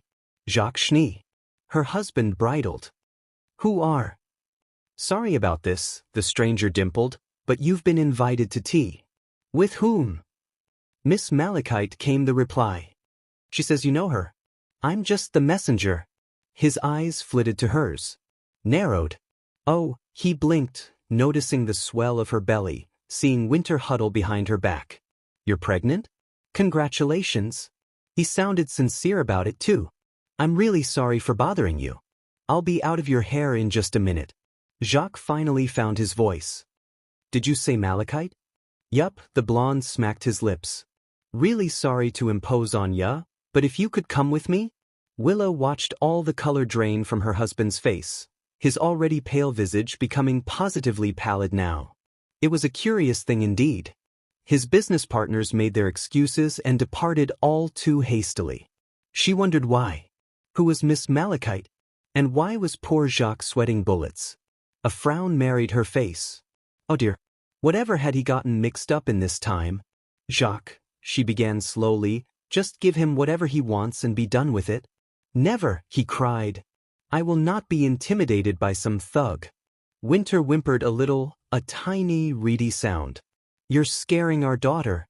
His hand cracked toward her face. Silence, woman. It never landed. Willow dared to creak an eye open. Much to her alarm, she stranger stood between them, gripping her husband's arm in hand. A husband shouldn't treat his wife like that. Firm fingers tightened around his wrist. Apologize. Jacques bridled like a struck pig. How dare you? Do you have any idea who I am? Nope, the whiskered warrior smacked his lips. Now apologize. Jacques turned an ugly shade of puce. And if I refuse? I'll rearrange your face. And his fist blurred. If you let him go, nothing will change. Save the girl. Winter was a brave girl. She had to be. No, that wasn't quite right. She must be not solely for her sake, nor Mama's, but for Weiss as well. Weiss, who was so close to being born. Weiss, who wouldn't have anyone want to protect her if she faltered here. Weiss, who would be alone in the world if she didn't do something, and soon. Because a scary smiling man had punched Pop out and taken him away. It didn't matter who he'd introduced himself as. Not to her. He was still scary. That was all he would ever be. Now her and Mama were being taken somewhere else. She didn't know where. All she knew was that she didn't like it, didn't like the people on these streets, didn't like their whispers, and she certainly didn't like the way the smiling man dragged Mama behind him by the hand. Winter wanted to go home. Everyone kept staring at them. This was a bad place, and she was so very afraid. But she needed to be brave. Because Mama was being strange. Mama was calm? Why was she smiling? She shouldn't be smiling. Will he live? Their guide, no. Captor. Kidnapper. Rolled his shoulders in a shrug as he guided them through another alley. Sure. Didn't hit him that hard. He'll have a concussion, but he should live probably. Winter squeaked. Probably? I'm sorry. A pitying blue eye flashed over his shoulder. She hated it. She didn't need his pity. Didn't want. Look, people are flimsy in this world, all right? I thought he was a little stronger than he was. Really, I didn't mean to crack his skull. Here, he snatched up an apple from a nearby vendor and left a little lean behind. Have something to eat. Winter complied, if only to hide her fear behind the juicy fruit. This world. Just forget I said anything. He'll be fine. Pity. Willow hummed at that. I supposed it would be too much to ask you to finish what you started. Winter's head whipped toward her mother. Mama? There, dear. Don't worry your pretty little head. A pale hand patted her hair. The grown-ups are talking. And really, her gaze flitted back to the smiling man, it's not killing. Just pest control. Eat your apple? Winter complied, but she didn't stop listening. Not for a moment. The scary smiling man paused to let a bit of foot traffic bustle by. As he did, his gaze met Willow's. He is a bit of pig, isn't he? Please. She huffed. Would be an insult to swine. My husband, Jacques, is a rodent? Winter's mind began to spin, even as she munched on her treat. Why were they calling Papa an animal? All this byplay was going right over her head. She was so very confused. Sure, maybe Papa wasn't the best Papa, but he was still well, Papa. Why was Mama being so nice to the man who had taken him away? Sensing her gaze, the blonde looked her way. Winter yelped and shied behind her mother. Why are you being so nice to him? Because he's been a perfect gentleman thus far, dear. Winter clung to her grudge like the child she was. He punched Papa. So he did. Mother tilted her head, voice taking on a rare tone she seldom heard these days. Do you know why? Winter wrinkled her nose, not quite comprehending. Because he's a bad man? The smiling man squawked in protest. Hey! No, Mama shushed her. Because your father didn't pay his debts. Let this be a lesson to you, dear. Always keep your word. Naruto shrugged. She's not wrong, you know. Ahead of them, the traffic bustled on. The streets were theirs once more. Naruto buelled on ahead, tugging Willow with him. Winter fell into a sulk and let herself be led along.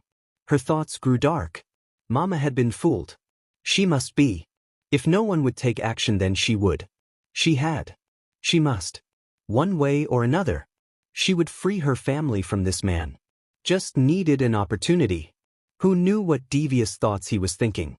No doubt he was plotting, the fiend. Errors had been made. Much errors. Many errors. Every single error.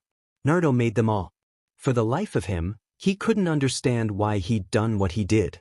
In his mind, punching Jacques upside the head seemed all well and good at the time. Justified even. The man had struck his pregnant wife right in front of him. A smack was the least he deserved. Maybe he'd hit him a little too hard, sure. He owned that. Really, he'd meant well. Things just got out of hand. Kurama stifled a groan behind one tail. That's putting it mildly. Oi! He flicked a crass thought at him. I didn't see you with any ideas. To be fair, you looked to have things well in hand at the time. I thought you had it. How is this well in hand? I've got 2 hostages and no idea what to do with him. The kid's glaring at me for crying out loud. A wait paused followed. Well, you could always. No. I'm not keeping them. Naruto cast a glance over his shoulder, keenly aware of the footsteps trudging after him. Willow's smile was positively placid. Not so Winter. She glared bale daggers at him. An icy glyph whirled in her little fingers. Errors had definitely been made. Why did he take the family? He didn't know. Perhaps it was panic on his part that explained what followed. Maybe it was instinct. He didn't know. In hindsight, it seemed like such a good idea at the time. No witnesses to his dirty deed, no one to report his justified assault on one Jacques Schne. Yet now that he had them, he didn't know what to do with them. He could only keep walking and pray he'd make it to safety before someone realized what was happening. A clever bit of speed and a few shadow clones had allowed them to avoid detection thus far, but it couldn't last. There were too many eyes in Mistral. Throwing a sack over Jacques' head may have helped in the long run, ferrying the man off to Miranda via a shadow clone, even more so, but they were moving on borrowed time. Even now there was a part of him that wanted nothing more than to order said clone to throw the weasel in the gutter and be done with it. What kind of rat bastard abused their wife in front of their daughter? The kind that needs to die. Kurama, we've been over this. 1,000 times no. He grit his teeth as he marched forward. We're not murdering a man just because you dislike him. The fox scoffed. Even if he deserves it? Even then. Especially then. We'd be no better than Madara. I applaud your morals, but sometimes the only good enemy is a dead enemy. A molar cracked in the back of his jaw. Still the fact remained. Willow and Winter were too well known. They would be noticed sooner or later. No, scratch that. They'd definitely been noticed. Worse, the former wouldn't let go of his hand or cease looking at him as he tugged her along. A spark had come back into her eyes, as if he'd reignited something in her, breathed life back into the embers of a long-dead flame. He wasn't sure he liked the look of it. This wasn't fear. Naruto knew fear. He'd tasted it before. This was something else. Little Winter, though? Fear. All of it. She radiated terror, even as she tried to put on a brave face. When he looked back at her overlong, she tore her gaze away. Hey, Kurama. A low yawn. Are we the bad guys here? Suppose that might be true, from a certain point of view. A crimson eye creaked open in the depths of his mind. You all but thrashed a man in full view of his family. Now you've kidnapped said family and from their view, sent him off to parts unknown. Is it any wonder you've startled the? He hit his pregnant wife. Not sorry. I don't expect you to be, brat. The faintest note of anger drawled through his thoughts. Just telling you how it is, Duck. After all they'd been through, his body obeyed without hesitation. He ripped his hand from Willow's and spun. Just as well, because a tiny glyph whistled over his head. Denied its target, it caromed off a wall to bury itself in the street at his feet. Oi! He flicked a glance at the responsible party, a seething Winter. What was that for? Her gaze was nothing short of surly. Let us go. We don't want to go with you. Winter. Willow's rebuke beat him to the bunch. Stop that at once. Her eyes watered, glistening with unshed tears. But? No buts. He's been nothing but civil to us. Would you rather be taken away like Jacques? It was enough to make the girl shrink in on herself. Winter wilted and shook her head with a tiny no, sending her hair swaying. Willow tugged at his hand, drawing him back to the present. Time to bite the bullet there. Look, he began, you can't tell anyone about this. This is over. You can go on your merry way. And what then? Her voice went cold. You'd send us back to Jacques? Return us to him like some parcel? Naruto winced. Yup, he'd definitely stirred something in her. It was becoming painfully clear that she would not go quietly into that good night. Perhaps he'd given her a taste of freedom, of what her life was before all this madness. Before she'd been beaten down and ruined. I won't go back with him. Her voice peaked in distress. I refuse. Do you have any idea what it's like? Living under his thumb, feeling small, powerless? Kurama settled into to watch. Here we go. Naruto flung up his arms into the air. What do you want me to do?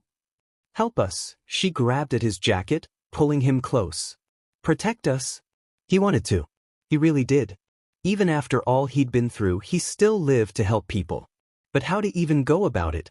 He was already living off Malachite's charity. Taking in Willow and Winter might well make things far worse on that front. More than that, he could feel Winter glaring pale daggers into his back. Look, he countered, I'm already looking after one kid and her mother. I'm barely making ends meet as it is. Here at last, his words gave her pause. But only for a moment. I can pay you.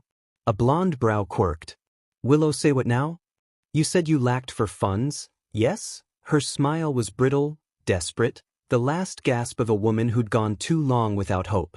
Help me, help us, and the Schne coffers will be open to you. When he didn't respond at once, that smile crumpled. Please. If you send me back to him, nothing will change. I'd sooner die than. A soft gasp brought him up short. She slumped and leaning against a nearby wall. One hand rested against her belly. Winter gasped. Naruto hissed out a breath. You have got to be kidding me. No way my luck is that bad. I'm sorry. Willow's smile was decidedly strained and yet oddly smug. I think all this excitement might have proven a bit too much for me. Naruto blinked. Twice. Thrice now. Wanna run that by me again? I said, she murmured softly. My water just broke. Of course it did. Why the hell not? He slapped a palm to his face. I know a girl. Young wouldn't stop crying. It began as a whimper after her nap and escalated slowly but surely. It wasn't even a particularly loud cry, not at first, merely the bawling of a babe who craved comfort. Almost as if she were afraid. Like she'd been spooked. But by what? When those pleas went ignored over long, those whimpers became a wail. Louder and louder they grew, until it was all and could hear. Geez, what's gotten into you? She just couldn't ascertain the cause.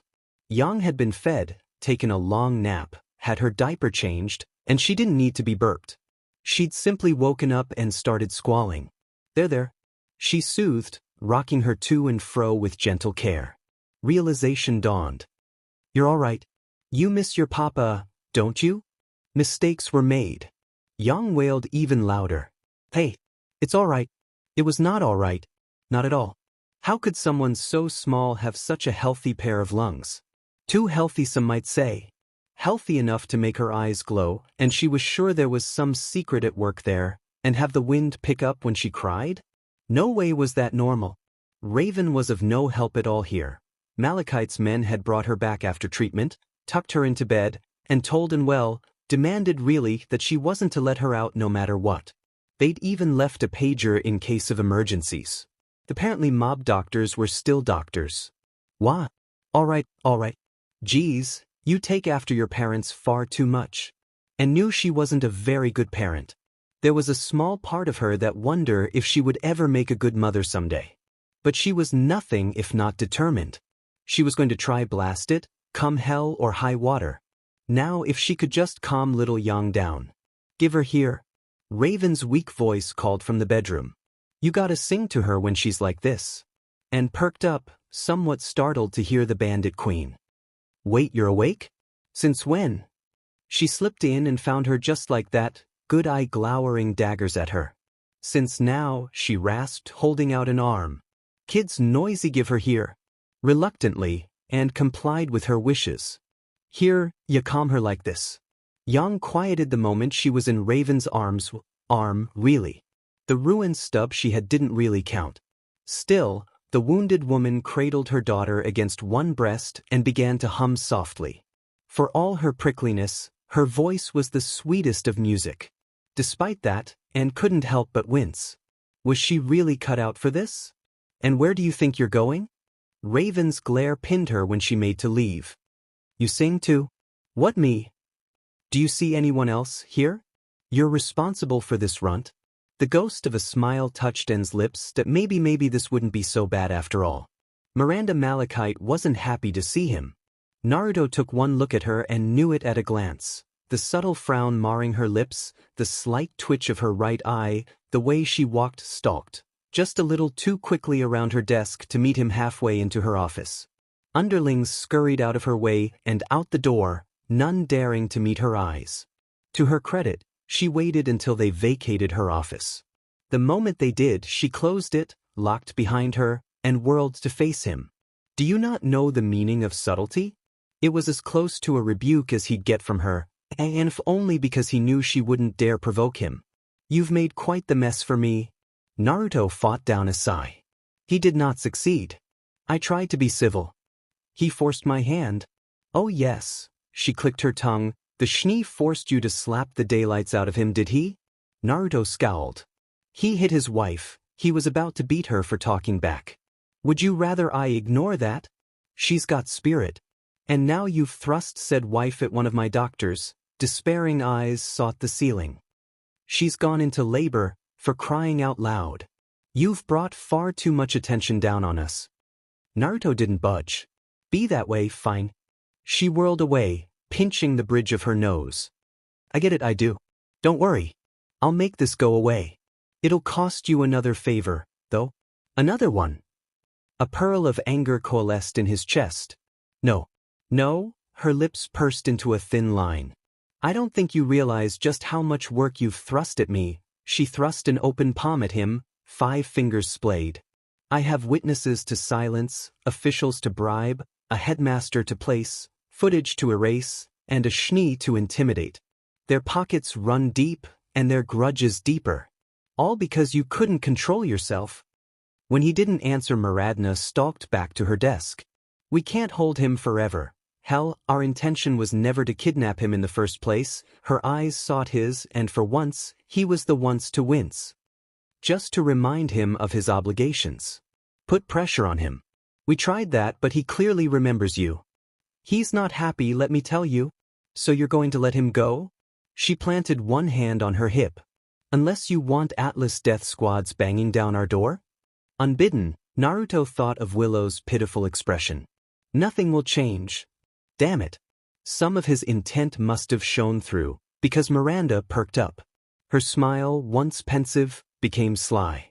She circled back around the desk again. Tilted her head just so. Her gaze was far too keen for his liking. With a single glance, she read him like a book. I know that look. Her fingers stroked his arm, dancing across the bicep there. You're up to something. Care to fill a gall in? Not a chance. Anything he told her would probably be used against him. I want to talk with Jacques. She only shrugged. It's your funeral, dear.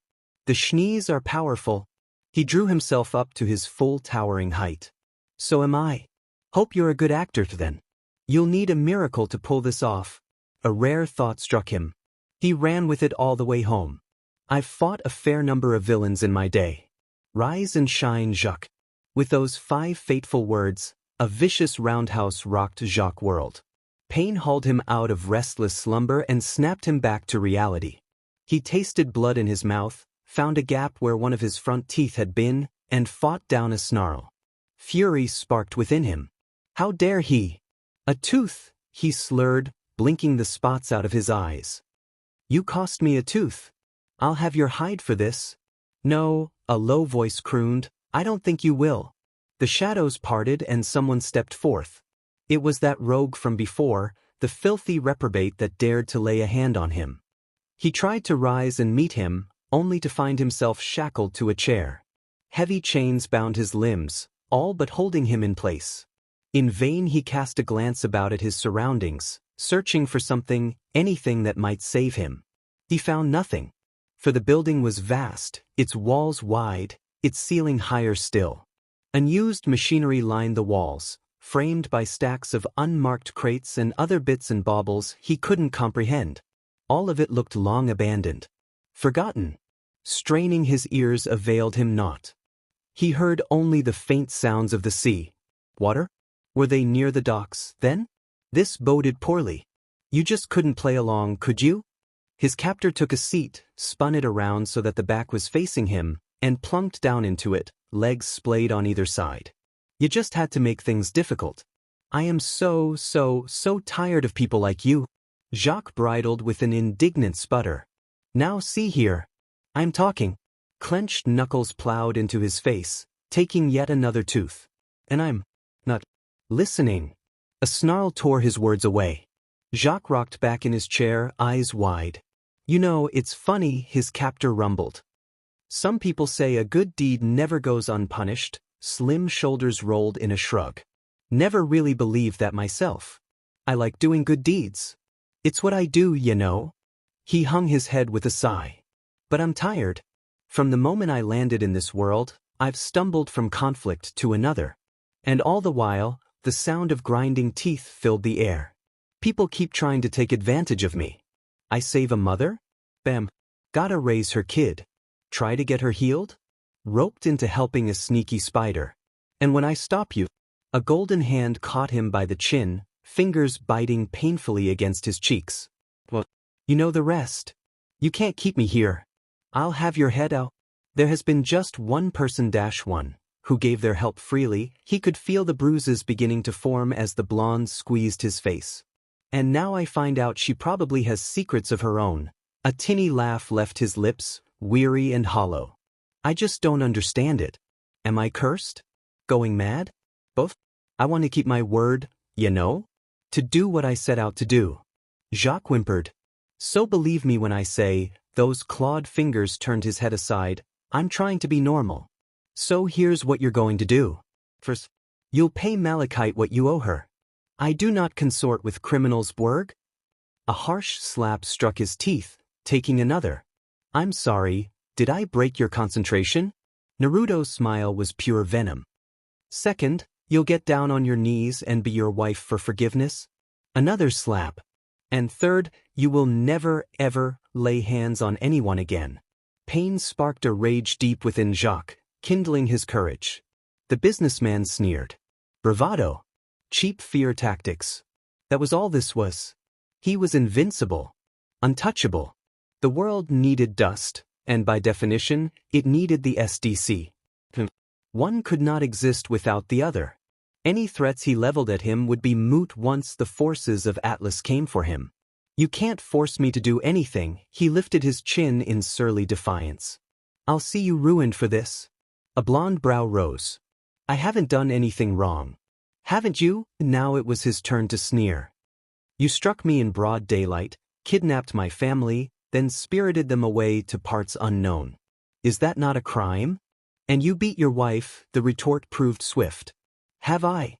An ugly smile was his reward. Will she agree with that, I wonder? Speak to her again. I believe her story will change once she realizes the ramifications of her actions. No response? It was his turn to talk now, to remind this fool of his place. Word will get out. I'll see to that. And once it does, you'll never know peace. I'll destroy everyone and everything you love. He leaned forward in his chair, chains rattling behind him. It doesn't matter if you're innocent. I'll make a monster of you. Silence reigned supreme. And then, he wasn't prepared for the laughter. No demented cackle was this, no insane shriek of the damned or condemned. It was a soft laugh, all things considered, the rasp of a man who had been pushed too far at last. An alarm went off in the back of his head as said captor rose slowly from his chair. Yes, you will, he favored him with a pitying look. Maybe you're right, Kurama. Right. I understand now. Kurama? Jacques sputtered. What in blazes is a Kurama? Why are you telling me all this? Because, and here at last his captor smiled, I know you won't tell anyone. But I loathe you. Naruto's head bobbed. I know. Then this is nonsense, he spat in his face. You have no power over me. You're right, much to his chagrin, the blonde actually deigned to pat his head. I don't. Blue eyes blazed red. But he does. Something shifted in that moment, his whiskers becoming darker, voice deeper. Physically he didn't change. His presence, however, did. An unseen weight filled the air, choking the very life from his lungs. Something far too old, too ancient, looked at him through those awfully scarlet red slits. He wasn't talking to this Naruto, no anymore. He was speaking to something worse. Far worse. A clawed hand slammed down on his shoulder and twisted, bending his arm out of place. Bone broke like so much kindling. Jacques tried to speak. All that emerged was a keening whine. You come to Murstel again. The berserk blonde leaned forward, fangs snapping in his face. In fact, you go anywhere in this world, preying on innocent people like your wife, and you won't have to worry about what the brat does. His mouth curled in a smile, old, ancient, and unbelievably cruel. Because I will find you, and when I do, I will eat both of your arms and then both of your legs. A clawed finger jabbed him just below the nose, hooking itself in one nostril. And then I will eat your face, right off your head. Do you understand? Jacques saw it in his eyes. Dread choked all thought. Yes, came the answering purr. So, you will be this armless, legless, faceless thing, won't you? Too many teeth. That smile had far, far too many teeth. Rolling down the street, unable to even scream. I hear it's an awful way to live. Do you feel me? One could threaten a man, not a monster. Jacques took one look at those vicious slits and knew this would be his fate if he denied. Well, fame, power? None of it meant anything in the face of a monstrosity that was prepared to eat you if you offended it. He'd made a mistake. A terrible, horrible mistake, and it was too late to take it back. Please. Red eyes narrowed upon him, windows of raging wrath. On second thought, a flicker of gold was the only warning the Schne received, then his world exploded. One moment he looked upon a man. In the next, a giant golden fox took its place. Large didn't even begin to define it. Its sheer bulk burst through the ceiling, spraying debris in every direction. It towered over him, looming large in the warehouse, livid eyes glaring into his. Hot, fetid breath blasted him in the face. 9 tails of ethereal light lashed at the earth, carving great furrows in the floor. Jacques whimpered. A faint dampness registered against his leg. He'd soiled himself. If it had been terrifying before, then this was sheer horror, pure and primal. It grinned at him then, the sneer a predator might direct toward its cornered prey. The beast's maw opened, brimming with teeth as large as he was tall. And in that fleeting instant, that moment before his mind broke, Jacques knew his fate. I've blundered. That last, tiny part of his sanity bleated. This is it. I'm dead. Almighty jaws snapped down on his body, annihilating him, chair and all. His life ended in an instant. No evidence was left behind. None. And from that moment, that slip, that lapse of control, nothing would be the same. Malachite was waiting for Naruto when he finally slipped out the door. She leaned past him, took one look at the ruined room. What have you done? Go back? From this? That's rich. You've changed things, Whiskers, there is no going back. But you've caught my attention. Who will you become now that you've taken a life? Will you continue to kill? Restrain yourself? Or perhaps... Do you even know the answer, Naruto? Raven. Spoil the girls. She'd finally found her trail. After searching for what felt like an eternity, Summer Rose had managed to track Raven Branwen down. It hadn't been quick, and it certainly hadn't been easy. Even now, she fought down a snarl as she stalked forward through the thicket. A branch swung back and slapped her in the face. The huntress sputtered, slapped it aside, and marched on. Anger kept her going. It helped her press on, to persevere, just as she'd through grim and foul weather, through anyone and anything foolish enough to bar her path. She was strong. She was mighty. She would not be stopped. Gah! A yelp tore out of her as her hood snagged on a scraggly branch. Again? Alright, maybe a white cloak wasn't the best choice to wear. It kept getting caught on everything. Thrashing her way free, she stumbled out into a clearing and paused to get her bearings. The smoke on the horizon. It had to be Raven's tribe. Couldn't be anything else out here in the boonies. There had been rumors of bandits in the months ago, a slim lead, but it was all she had to track Raven down. Now it seemed her hard work was finally paying off. Her goal was in sight. Her conscience stabbed at her. This would have been so much easier if we'd brought Crow and Tai along. Summer smothered that thought a heartbeat later. Absolutely not. Had to be her. Alone. Someone else might have gotten it wrong. Crow was too unstable, racked by drunken grief. Taeyangno. The less said there, the better.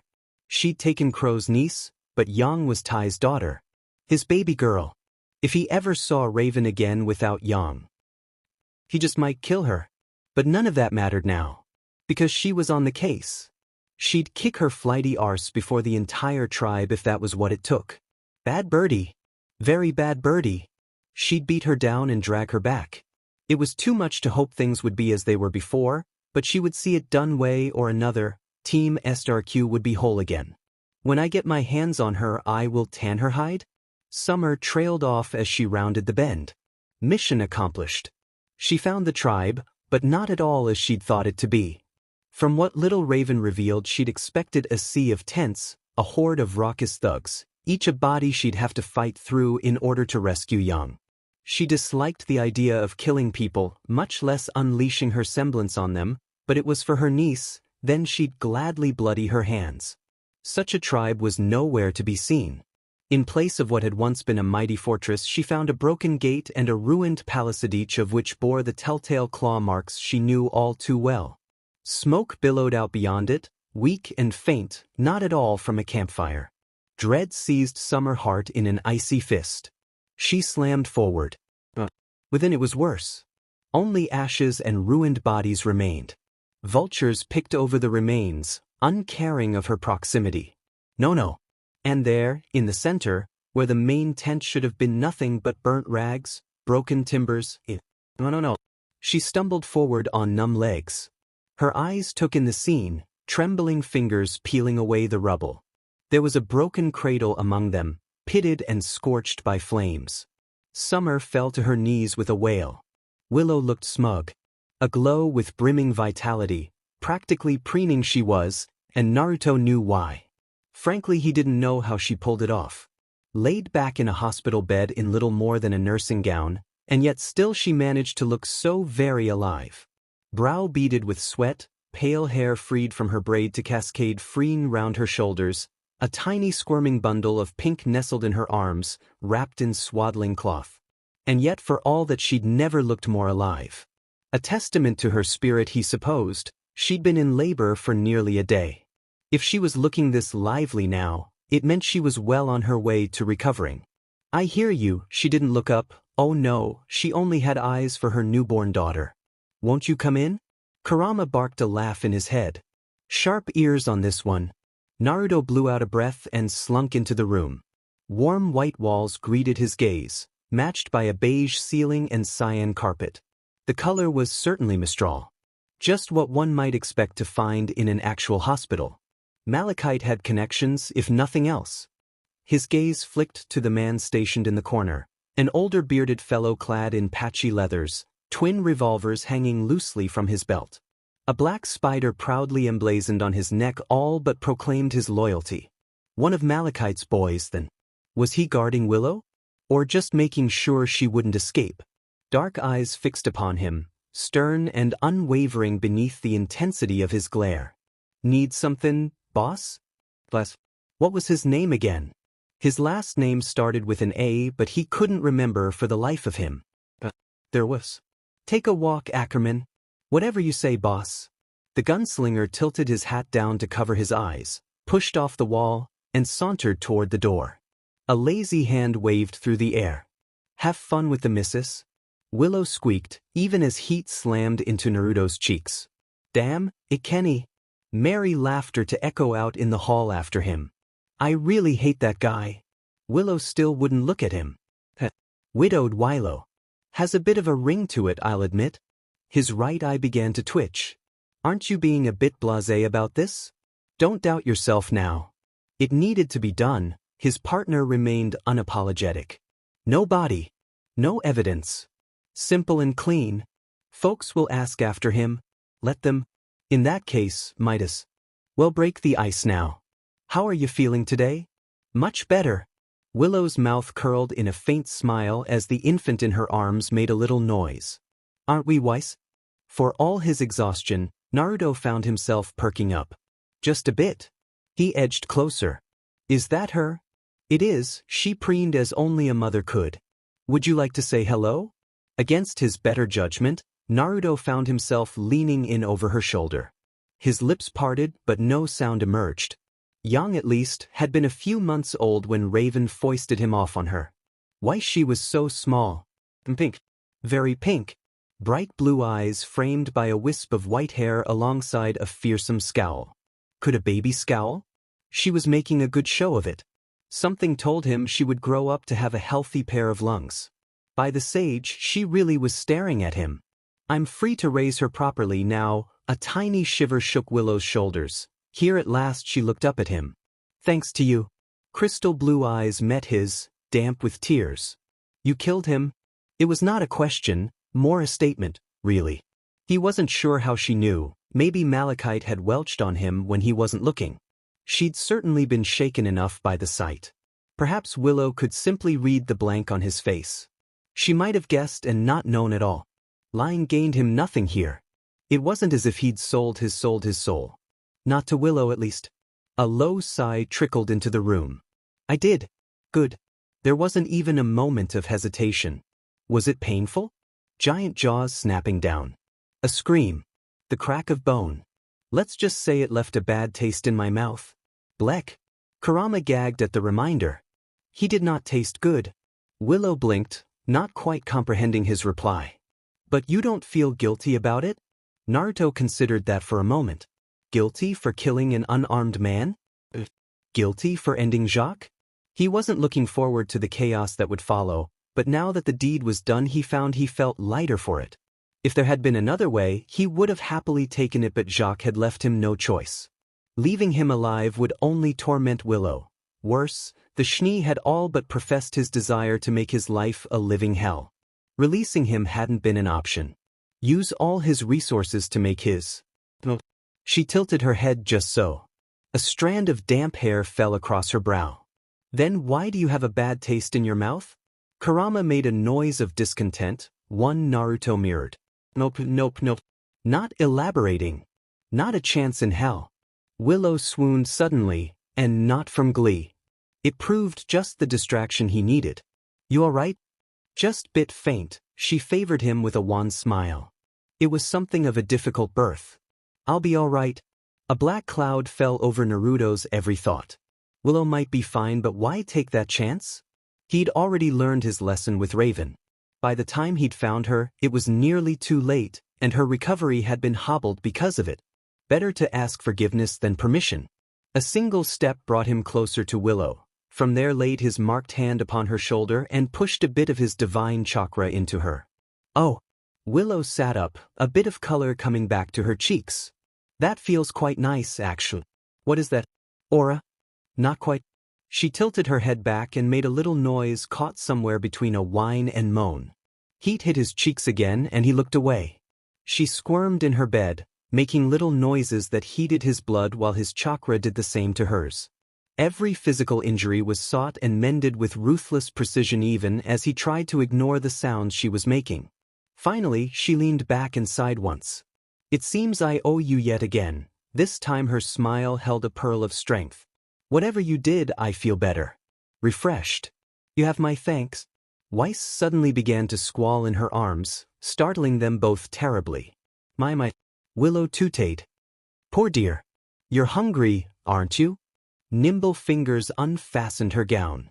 Naruto caught a tantalizing glimpse of milky white skin before the infant latched on, before he tore his eyes away. A lifetime ago he would have spat and sputtered like a loon, made an utter fool of himself. But all this, the madness and violence, had not quite inured him to it, but he had the decency not to leer while she breastfed her baby girl. A minute passed before he dared speak again. So, at length he coughed into a fist. What will you do now? I am not certain. Willow pursed her lips, turning her gaze toward the window and the world beyond. I doubt Jacques left a will behind in the event of his death. He wasn't the sort to think of such things. Still, her chin lifted a little as a spark of defiance shone through. I will find my way. She looked so pitiful, it was too much. He just couldn't help himself. Damn him and his blasted bloody bleeding heart. You might be able to help on that front. You've done so much for us already. Her brow drew down. It would be remiss of me to ask for more. She wasn't lying. Her emotions were plain as day.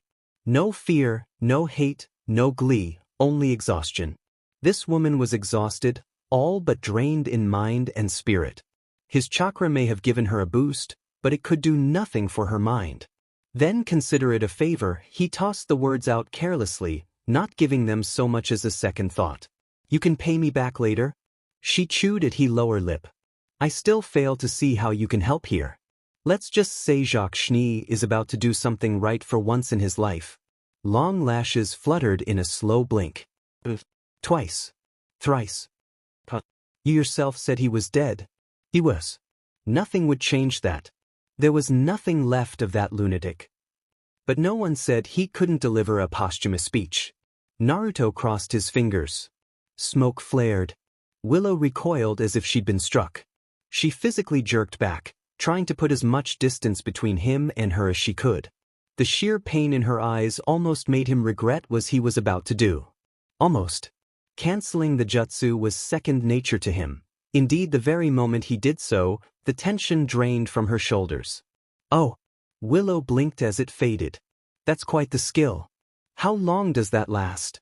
Long as I like. He couldn't quite hide his smile. It's pretty useful. She didn't answer. Look, I've got an idea, but I need your help. He buelled forward to touch his forehead to hers, hands coming down over her shoulders. I need you to teach me. Willow made baffled willow noises, cutting him off. Ayuthes is too sudden. My body isn't ready. Naruto blinked. Your body? The faint pitter-patter of feet behind him drew ears and eyes alike. Naruto pivoted, already knowing who he would find there. Sure enough, little Winter Schne glared back at him, hands balled at her sides. He tried to step back, but it was too late. She'd seen him leaning over her mother and jumped to the wrong conclusions. Why are you here? Her scowl promised bloody retribution. This is a place for family. You're not my father. No, I am not. He plastered a smile to his face, one he didn't quite feel. But I will tan your hide if you keep abusing my hospitality. How's that for fatherhood? Willow snorted. Winter clammed up. Go on now. He made way for her when it became clear that she wasn't going to budge. See your sister? She's here. Winter scooted forward, trying to keep an eye on him and failing utterly. She saw a tiny bundle of pink nestled against Willow's bosom, and that was it. Something raw flashed in. Her eyes, all anger at him, was forgotten in her haste to see her new sibling. She didn't so much run as she did scramble her way closer. She all but thrust her up over her mother's arms to get at her. A small, girlish smile touched her pale face. "Hello, Weiss." Willow met Naruto's stare over her shoulder. As one they shared a glance. And nodded. Not 3 days later, Jacques Schne held a press conference at an airport in Mistral. Before the eyes of the world he stood. "Thank for coming here today," he betrayed on the slightest sign of anxiety by fiddling with his collar. "I'm sure you're all terribly busy, so I'll keep this brief." A faint cough into his fist followed the first. "I'm sure you've all heard of my disappearance these last few days. Some of you thought me, others." His mustache twitched. "I wish to dash these rumors." Miranda Malachite hummed softly as she raised a flute of champagne to her lips. "Oh, he was good. He was very, very good. The spider had found her fox. I have not been a good father to my children, nor a good husband to my wife. That changes today." Countless reporters held their breath. So did the world. A moment passed. And then, "As such, I am stepping down from the SDC. Effective immediately. I have made many mistakes, both toward humanity and faunus alike." Ironwood's brow shot into his hair as he regarded the screen. "What the devil is he doing? He wouldn't surely? And I can no longer run this company with a clean conscience." Willow's jaw clicked open. If she hadn't seen the skill firsthand, she would have thought him real. But the words told a different tale. Jacques would sooner die than say such. He hadn't told her he'd dodo this. "Mother?" Winter tugged at her sleeve. "Father's alive?" "Shoo," she hushed her. "Let mommy listen. All my stock in the company, as well as my resources, have been bequeathed to my wife. Her, and her alone." Questions abuzed, but he spoke over them. "This is not a matter for discussion." His voice boomed, silencing them. "The deed is done, the papers signed, the matter settled. I have chosen to live in exile. Such will be my penance for my crimes. The bullhead you see behind me will take me to the heartlands of Mistral, from which I will eke out a humble existence in solitude. I do not intend to return. Do not look for me." His hands gripped the podium, ice blue eyes staring into the camera. "The SDC now belongs to Willow Schne." Willow's jaw clicked open as she watched the press conference dissolve into chaos. Realization broke like the dawn. A lone tear rolled down her cheek. "You beautiful bastard." Raven's legs kicked in the air as she cackled. And rounded on her. "You knew he was going to do this." "I didn't," she crowed. "Doesn't mean I can't laugh my ass off at it." The door burst open. There was neither word nor warning for what came next. One moment they were at peace in their rooms. In the next all hell broke loose. A guard, some bald fellow whose name she couldn't be bothered to remember in the least, hurtled through, his neck hanging at an awkward angle. And jolted back with a yelp. Startled, Yang began to wail. In another life, Raven might have been a bit quicker on the draw. As it stood, her injuries and shock slowed her by a hair. She was only just beginning to rise when she saw them. Masked men stormed in, stomping over his corpse. A great big brute of a man led them. His eyes locked on her. Her, Raven Branwen, and no one else. Take the girl. Understand proved cold as it was bitter. Salem's flunkies. They tracked her down. Worse, they still thought she was the Spring Maiden. Raven cursed and forced herself upright, to no avail. Her legs buckled beneath her. Shit. Still too weak. If she could just reach her sword. No, she couldn't even do that, because she was holding Yang. Putting her down wasn't an option. She shivered her to the nub of her ruined arm and tried to balance her there, to no avail. She wouldn't stop crying. The giant was coming closer, even as his flunkies moved to flank her. And stepped forth, placing herself between her and certain doom. It was such a simple gesture, yet something in it set the former maiden's senses shrieking. She hadn't heard her move. Her footsteps, once loud and noisy, suddenly held no noise at all. "Stand aside," the giant rumbled down at her. "We're not here for you." She smiled up at him, all innocence and sunshine. "Might I ask your name?" When faced with such politeness, the giant couldn't help but falter. "Hazel." "Oh, all right, Hazel," and continued to smile. It was not a nice smile. "You won't be taking anyone. I suggest you turn around." What can you possibly do? He didn't scoff, but he did scowl down at her hand. Are you going to attack me? With that kitchen knife? I tried being nice, her face went blank, the mask slipping away inch by agonizing inch. But if this is where it leads me, if you're going to come after that baby girl. Something flashed in her eyes. Raven almost thought they burned. Then you're gonna have a bad time. Her would-be attacker looked down, startled to find that simple knife thrust through their chest, buried to the hilt. A black mark bloomed over the wound. It kept spreading, creeping over them like a disease. Pain raced in hot on its heels, 1,000 fire ants crawling beneath their flesh. All the while those shadow bands constricted, creeping up their throat, choking them. Raven winced at the sight. It looked awful. Painful. Evidently her victim agreed, because his voice rose in a reedy whine. What have you done? Oh good. And hummed softly.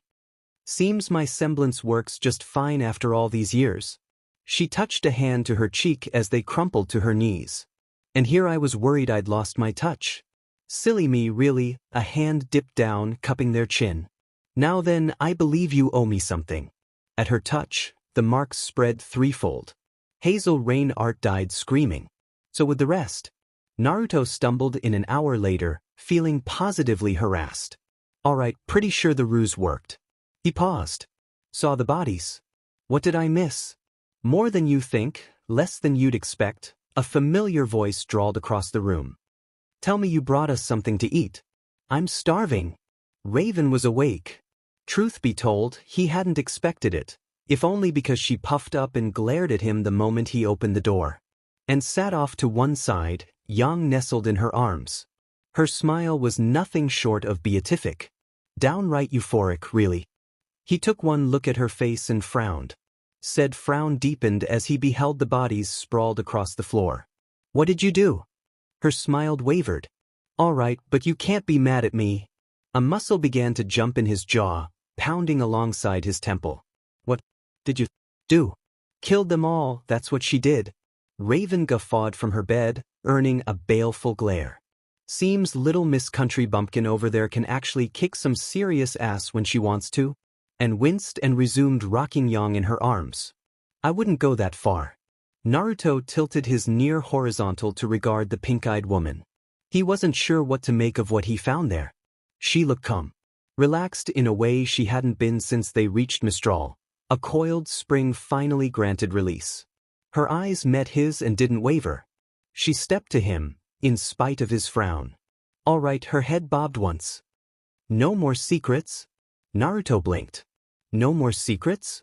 She took his hands in hers. No more secrets? It was too much. Naruto belted out a laugh. It felt good. Free. You wonderful man. Well, now you've done it. I warned you.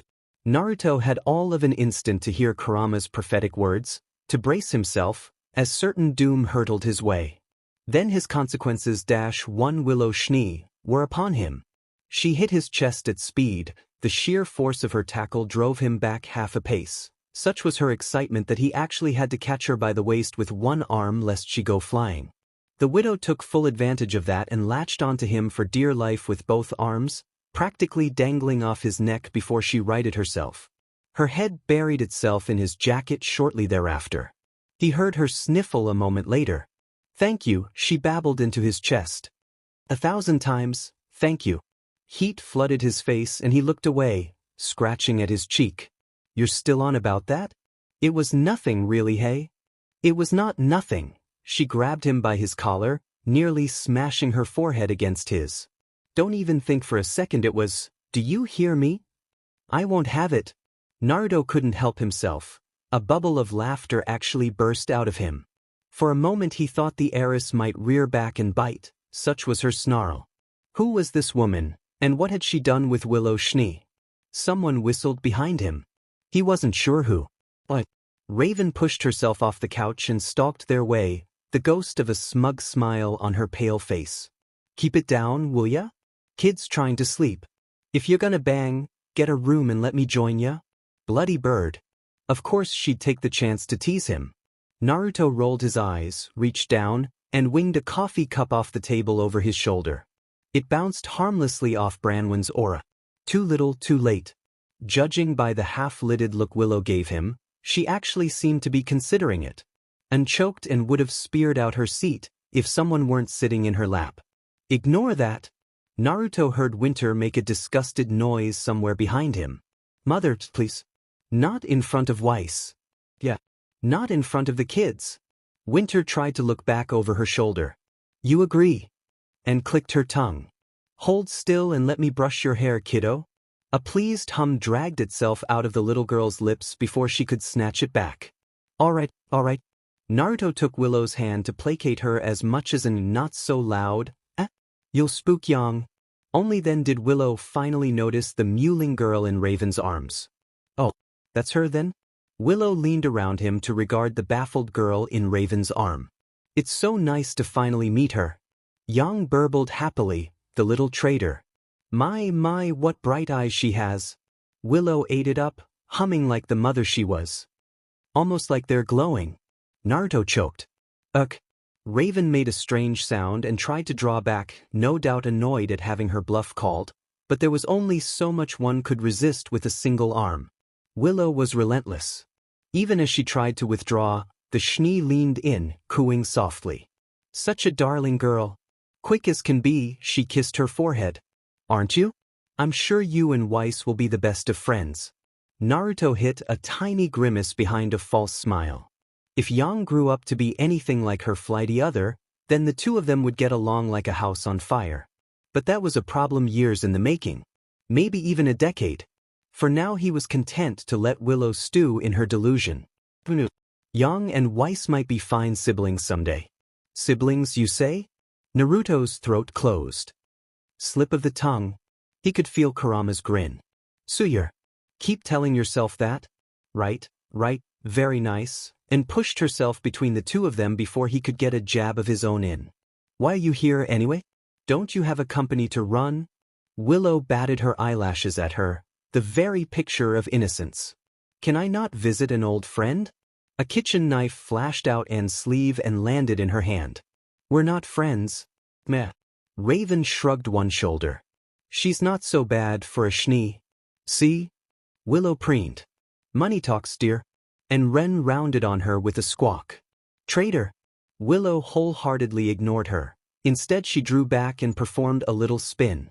Well, she preened as she came to a stop, eyes fixed on him in silent need. How do I look? Far healthier since he'd last seen her, that much was certain, full of a vigor he'd thought long lost to her. Those once dark circles were gone from her face, bright blue eyes alight with life and light, her hair drawn back in a loose braid, the better to keep little Weiss from grabbing it. And her smile, she looked genuinely happy. Good for her. So why did his heart hurt? Like a million lean. He managed, shoving the festering feeling down. She looked incredible, really. He just wasn't sure why he felt this way. It had been nearly 3 months since they'd seen one another, after all. Willow had been preoccupied with regaining control over the SDC and he, working off his last favor to Malachite. Something of a necessary sacrifice on both their parts. Time had been needed, both to grant Willow control over the SDC and allow the fervor of Jacques' resignation die down.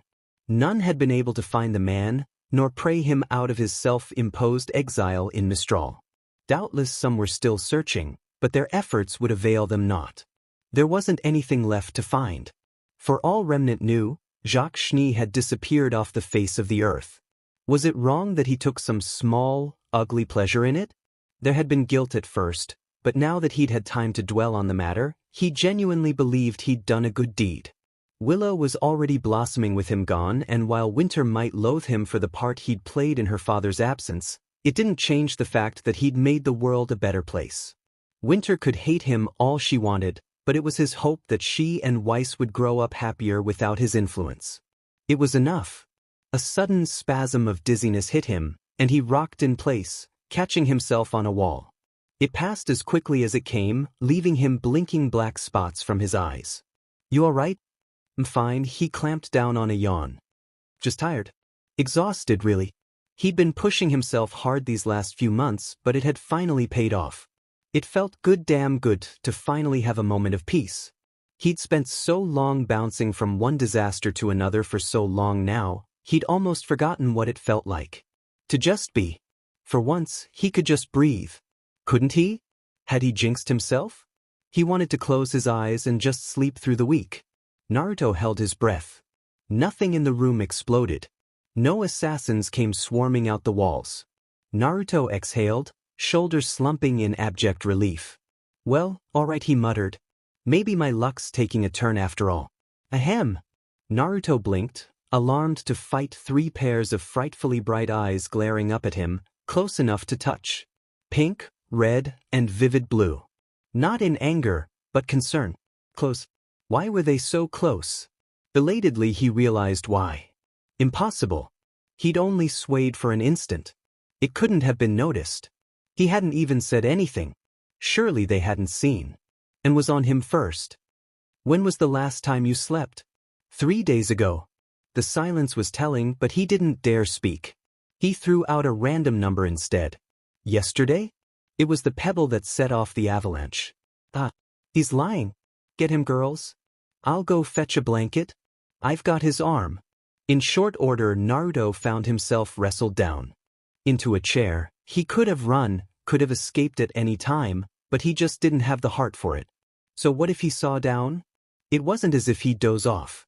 He had far more self-control than that, he liked to think. Even so, he felt his eyelids begin to droop. No, never. He was stronger than this, surely. Hey. He laughed. I'm fine. I don't too. He stifled a yawn with the back of a hand. Rest. Knock it off. Willow's hand traced his arm. Just lay back. Naruto heard Winter make a disgusted noise somewhere behind him, even as she held Weiss. Mother, please. Then her eyes drifted to Yang. Happy, giggling Yang, still in Raven's arm. Winter peered at the little blonde. May I hold her? The adults cooed. It was the last thing Naruto heard before he drifted off. Sleep was a sweet mistress, she came quickly. He dozed the rest of the day. Ha! Why do you laugh? Don't you see? I was right. At the end of the day, Naruto really is invincible. Train the girls. Be wary with she who holds her words, for they are biting as a blizzard. Be wary when making deals with a sly spider. You're like to get tangled in their web. Beware the raven, for she is a flighty and often craven creature, prone to fits of madness.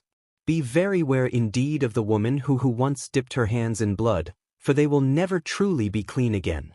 But fear the fox above all. He's likely to trick you without you even realizing it, to win you to his side before you realize what's happening. Which is more dangerous, I wonder? The dagger slammed up at Naruto's throat. Less than a second to glimpse his reflection in that ebony steelet, even less to move. And so he acted. Rather than retreat like any sane person, he slammed his head forward. Stainless steel struck the fortified metal of his headband and skittered hard to the right, forcing the dagger and the hand grasping it out of balance. He followed through with a grin, using the headbutt to carry his momentum forward, spin under the counterstrike that followed, and thrust an open palm at their torso. His hand passed through empty air. Far from being disappointed, the whiskered warrior felt his spirits soar at the near miss. Fly now, when his foe grasped his wrist, using it as leverage to swing her body around, up, then over. An ankle smashed into the side of his neck, bending his head to the left and producing an almost pleasant ache. This time he couldn't quite contain his grin. He flicked a kick of his own her way, only for her to meet it with her knee.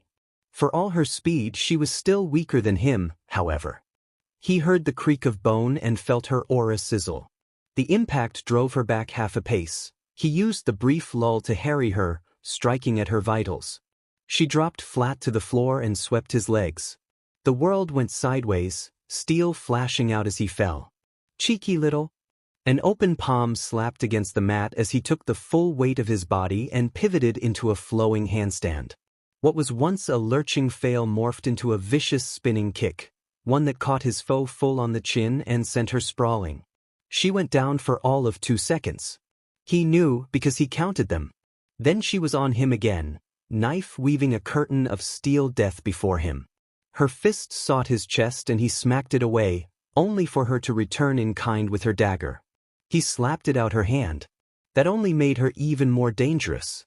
On and on they went, ranging back and forth like a hurricane, a deadly dance that promised defeat or death to the first who faltered. She gave ground when he picked up the pace, forcing him to pursue her, and he in turn. Counter. Feint. Riposte. Grapple. It was, in a word, glorious. He just couldn't pin her down. Enjoying yourself, are we? Haven't seen you smile like this in a while. Naruto bit his tongue to stifle a smile. He really was, strange as it might sound. His adversary was skilled, quite possibly the most skilled close combat fighter he'd ever seen. She could have taught Lee and Niji a few things in sheer technique alone.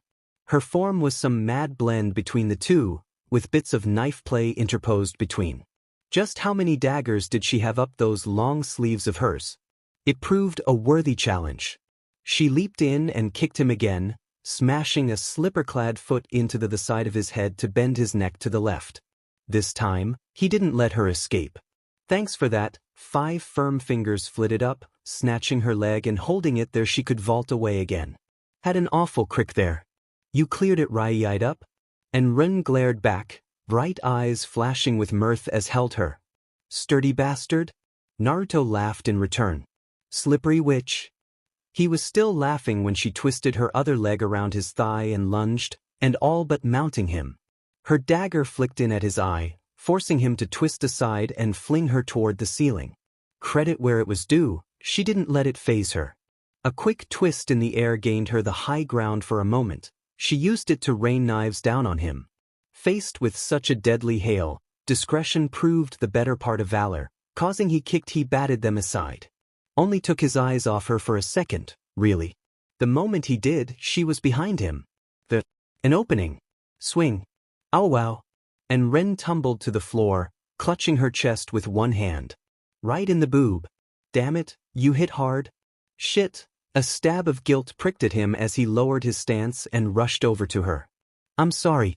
A knife tickled the inside of his left nostril. He froze. Stop, her smile was still there, but the words proved a dangerous purr, a gentle reminder of what she could do given the opportunity. I'm rusty, not weak. There's a world of difference between those two words. Soulful pink eyes regarded him intently, half-lidded and brimming with thinly veiled desire. Don't take it easy on me like you do, Raven. Yang's mother swore from the sidelines, still struggling with her crutch. Piss off. Once I get my legs working proper, you're next. Ew. The former killer lowered her weapon and feigned a shiver. I'm quivering in my slippers. Raven made angry raven noises. Just you wait. Less talk, more walk. Naruto ushered her forward. 1 foot in front of the other. His words achieved the desired effect. If there was one thing Raven hated, it was being babied. Her good eye flashed as the one-armed woman dragged herself onward, determined to make another lap around the ring or die trying. They really did need to get her a prosthetic one of these days. He would have by now, if it didn't mean deepening his debt to Miss Malachite. Speaking of which, and continued on apropos of nothing, how's the Schne doing? Willow skated past them on a road of gleaming glyphs, carrying little Weiss in a sling at her chest. She was the very picture of poise. And clicked her tongue. And they say my semblance is broken. Naruto hid a smile behind one hand. Miranda had been as good as her word. Raven was all but recovered from her injuries. Still, it would take time for her to walk without excruciating pain, much less train herself back the fierce fighting form she'd once had. Until she could fend for herself without falling over every 5 seconds. Well, better safe than sorry, as they say. Really, what was 6 more months compared to that? In truth, he didn't care, so long as Yang was kept safe. An underground gym sounded cliché on paper, but where else could they go to train? And was rusty after years of peace while Raven remained a wanted woman, which made him wanted by association. His agreement with the Malachites didn't exactly do wonders for his reputation. Really, Willow's prestige wasn't much better than theirs. Head of the SDC or no, she could hardly be seen with them. Honestly, the only ones who could even be remotely called clean were. A hand tugged at his sleeve. Ahem. Naruto looked down. Speak of the devil. Winter glared up with baleful blue eyes, cradling Yang in one arm. The little blonde was all but thrashing in her grasp, determined to escape. Didn't take much to guess why. Winter was a good babysitter when it came to looking after Yang and Weiss, but Yang was every bit her mother's daughter. In short, she's getting fussy again. Once you... He quirked a blonde brow. Does she now? Her right eye twitched. Take her this instant or so help me, I will stab you in your sleep. Duh. Yang cried and flailed pudgy little arms at him, heedless to the byplay between them. Up. He took her with a smile and one last parting jab. You know, Winter, if you keep scowling like that, you'll crack your face. Winter flipped him off, huffed, and stalked over to her mother. Poor girl. She really was too easy to tease. Maybe Raven was rubbing off on her after all. I think she's warming up to you. Sarcasm does not become you, Kurama. A rueful smile touched the corner of his mouth. Even now, more than a year after the fact, he wasn't quite sure Winter would ever forgive him for what he'd done to Jacques. He wondered if she ever would. Monster or not, the man had been her father after all. She had mourned him in her own way, grieved as her mother hadn't. In many ways he deprived her of her future. Nothing short of time and affection could mend that wound well, that, and maybe a few gifts. Ought to stop by the bookstore later and get her something. That might help out. Yang got a handful of his hair and yanked, demanding attention as only a toddler could. His gaze swung back to the lively little lass and found a few stray strands of golden hairs in her hand. She waved them about like a badge of honor. Lilac eyes sparked with intermittent bursts of violet flame as she grinned up at him. Gods, she was growing so fast. Who's Daddy's strong little girl? He cooed and nuzzled her nose with his own, drawing a giggle from his ward. You are. Yes, you are. Boop. She swatted him on the nose hard enough to make him see stars. It drew a startled blink from him. His eyes narrowed. Then his fingers danced across her ribs. This means war. Yang squealed. Tickles. And scroll clicked behind him. Grit. Another photo for the album. You've gotten better at this, she sidled up to him, leaning against his arm. Not bad for a first-time parent. Really didn't ask to be a parent, but meh, he shifted his grip on Yang and tucked her into his chest, letting her play with his jacket. Maybe it's not so bad. Unquirked an eyebrow. You did not just say that. Shadow clones, remember? You see. She fell silent for a moment, and he with her, a comfortable pall broken only by the sound Raven's laps, Little Winter's training, and Willow's glyph work. Neither spoke. It felt nice. Not perfect. Nothing in life was, but still this serenity was his. He knew it couldn't last forever, but there was a part of him that wanted to cling on to it regardless, hold to it with all of his heart. Which was why it came as something of a shock when it stood on her tiptoes, leaned up, and kissed his ear. Would you like a son? Naruto's brain fizzled. His face burned red. Kidding, she danced away, grinning like the cat that caught the canary. I'm kidding. A merry pink eye shone over her shoulder as she sashayed to a safe distance. Or am I? He didn't think she was. There had been something in her words just then, a hint of longing he'd almost missed. She wasn't pulling a malachite on him, was she? He could hear her heart racing in her chest, but as ever, her emotions were a tangled knot he couldn't hope to decipher. Miranda made sense, at least, and just confused the hell out of him. How about another round? As though sensing that very thought, she pivoted to face him fully. What do you say we make a game of it? He handed a cooing Yang off to a shadow clone and bid his doppelganger step back. I'm listening. If you manage to knock me on my ass in the next 30 seconds, I'll watch Yang and the girls for next, let's say, 2 days. Let you get some sleep. When he didn't interrupt, her smile gained an edge. Sounds fair, right? But if I win, you have to take me to dinner. His lips pursed in a thin line. This sounds oddly skewed in my favor. Here, I'll prove that I can handle you. She spread her arms wide. Hit me. Full strength. I'm ready this time. Naruto winced, imagining it. Bad idea, even for you. I'll tear you apart. She grinned, and it was the smile of a killer. Chicken? No, he shook his head. I'll break you in half. Coward then. She was baiting him and he knew it. Still stung. What? and Ren flapped her hands at her sides and made clucking noises. Whack whack. He snapped forward. His fist slammed into an open palm. Kurama chortled. Well, that's certainly something. Naruto disagreed.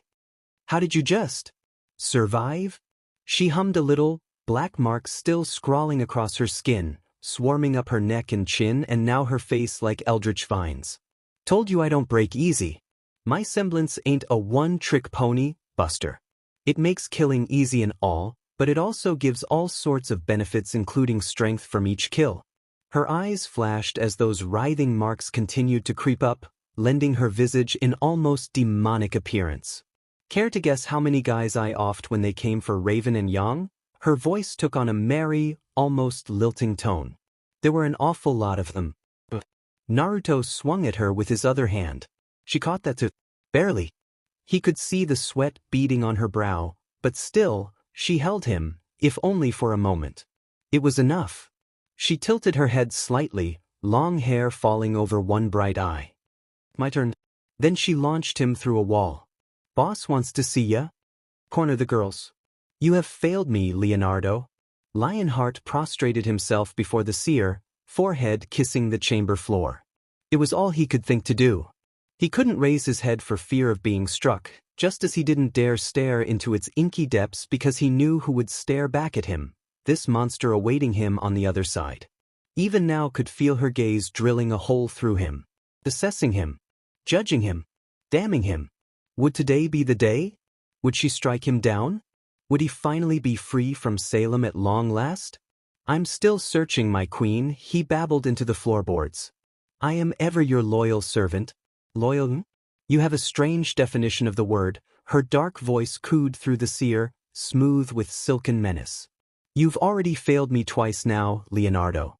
First with Tyrion in the Branwen tribe, then with Hazel in Mistal. Each time, my dear, loyal servants worked with you, thee died. He heard the grim, slithering tentacles shift above him, ready to lash out and strangle him at the slightest provocation. Why, one might be forgiven for thinking you've turned against me. Have you, Leonardo? Fear spiked through his chest.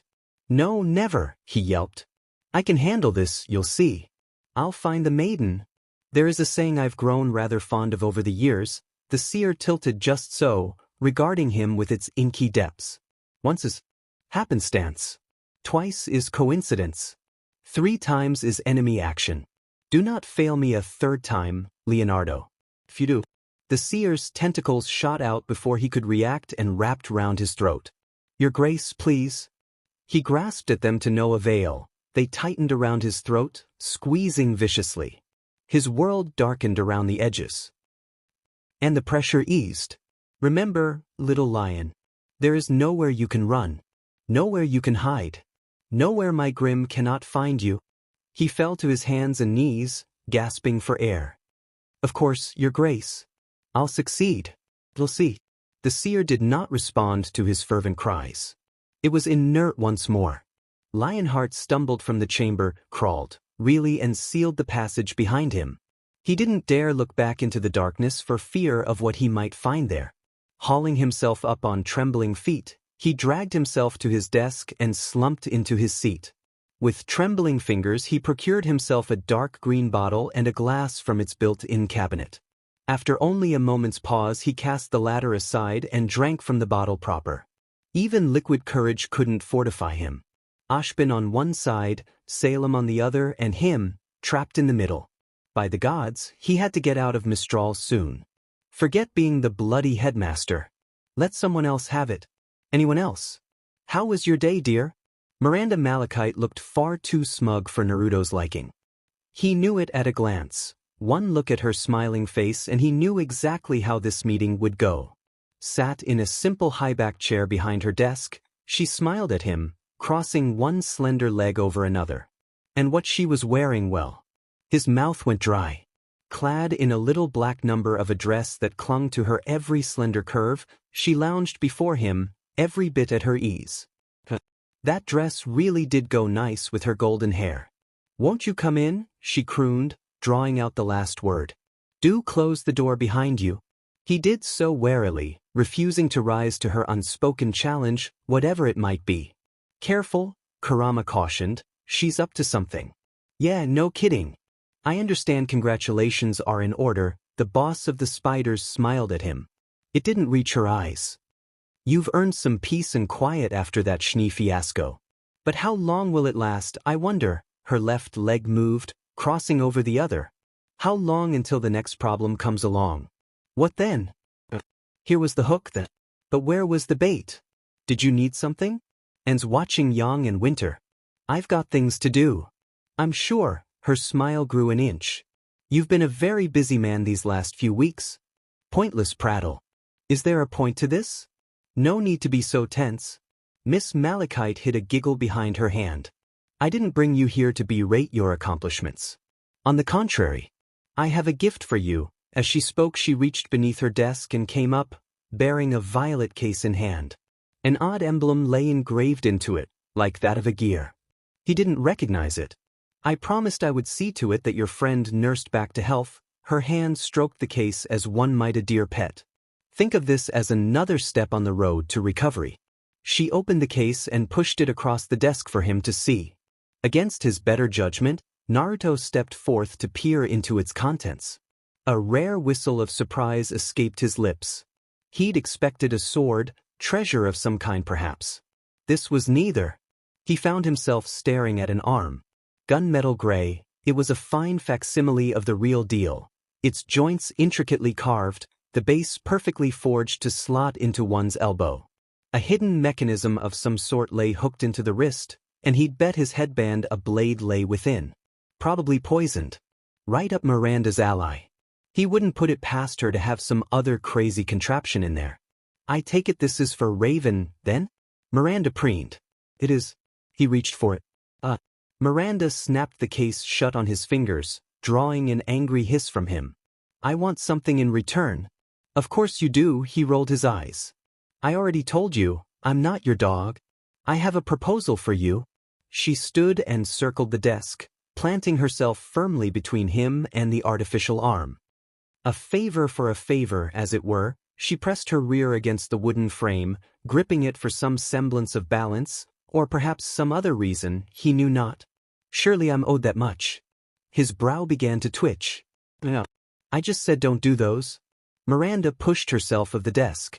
You'll like this one. And what's that? She laid a hand against his, laced her fingers within his own and moved them to her toned stomach. Traced her slender belly and dragged her fingers downward. The invitation was obvious. Naruto's throat closed, and not at all from disgust, but the sheer audacity of her request. He swallowed to clear it, yanked his hand away and coughed into it. Now. You must be joking. Please let her be joking. Not at all. Malachite stepped in, pressing the fullness of her form against him. It needn't be now. I can wait a week for you to decide. When he didn't respond, her smile gained an edge. I'll tell you now, you won't find another arm like this in Mistral. I went through quite a bit of effort and considerable expense to procure it, all without being asked. Don't I deserve a reward for taking the initiative? From whom? She grinned up at him. You, of course. Who else? He glared at her in return. Not the time for jokes, Miranda. An old friend with an interest in technology, she tittered at the bleak look he gave her. Come now, allow a lady some secrets, darling. When she paced away to her desk, he almost sighed in relief. Less so when she came back with a pair of large mugs and a long, deep blue glass bottle. Let's drink on it. She offered one such glass to him and handily claimed the other for herself. A deft flick of her fingers uncorked the bottle. From there he was left to scowl as she poured for him, then herself. A faint fruity scent reached his nose. He ignored it and kept his gaze fixed on her, not trusting her one bit. I'm hardly asking for a relationship. She drank deeply from her own glass first to assuage his concerns. See? It's fine. Just one night and we'll see where it goes. Not enough? Fine. Her fingers danced over his chest. I'll sweeten the pot for you. She leaned in and stood on the very tips of her toes, lips brushing the outer lobe of his ear. I know who sent that band of goons after your lady friend. Her whisper sent an electric shock through him.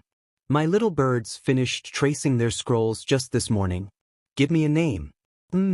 She hummed and took another drink. Give us a kiss first, darling. For the love of... Face burning, he pecked her on the cheek. Boo. Miranda touched her face with a sigh. Well, it's a start. Sit down and I'll tell you what I know. Naruto plunked down into a seat. Have a drink, she said. You'll be fine, she said. Miranda was all smiles. Tell me, what do you know of Leonardo Lionheart? The hell is this? Naruto sighed. A metal arm. Raven glowered at it. I know it is, you fool. Why are you giving me this? Sage, save him from this stubborn, prickly woman. He'd cornered Raven in her room and presented her with Miranda's gift, certain she would appreciate it. But he wasn't so sure. She eyed the damn thing like the flighty bird she was at heart, ready to run given the slightest provocation. Her sass didn't much help matters. He could only count himself lucky.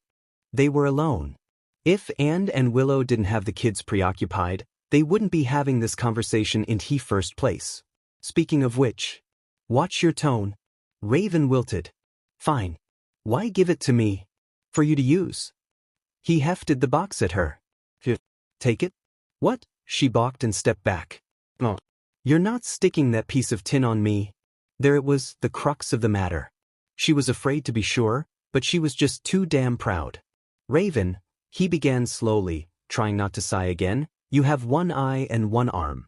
You can barely walk, let alone swing a sword in your condition. This will help you. She huffed and turned away from him, forcing him to move just to face her again. You can keep Yang safe with this? I said no. She slapped the box aside, sending the arm flying. It's an abomination. Is it? He caught the metal limb out the air and hefted it at her. You can always paint it. Red and black, yeah? That's your shtick these days. Her good eye swept down to the ruined stump of her arm, and the scarred flesh there. He saw the same there. It won't be the same. Don't get angry. Mustn't get angry. Miranda had already roused his temper, but Raven was driving at him, right over the edge. I know it won't, he tried to soothe her. But it'll help you.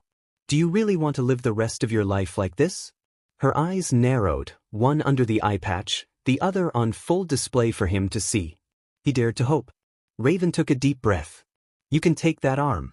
She slammed it against his chest. And shove it up your ass. The last fraying thread of Naruto's patience snapped. Raven rounded on him. Excuse me? I said tough. He grabbed her by the shoulder and reeled her in, pressing his forehead against hers. Listen here, birdbrain. You owe me. I saved your life. Nursed you back to health. Any chance of me living a normal life was burned to the ground the day I chose to help you. I sold my soul to get you this arm, you hear? And you're going to use it?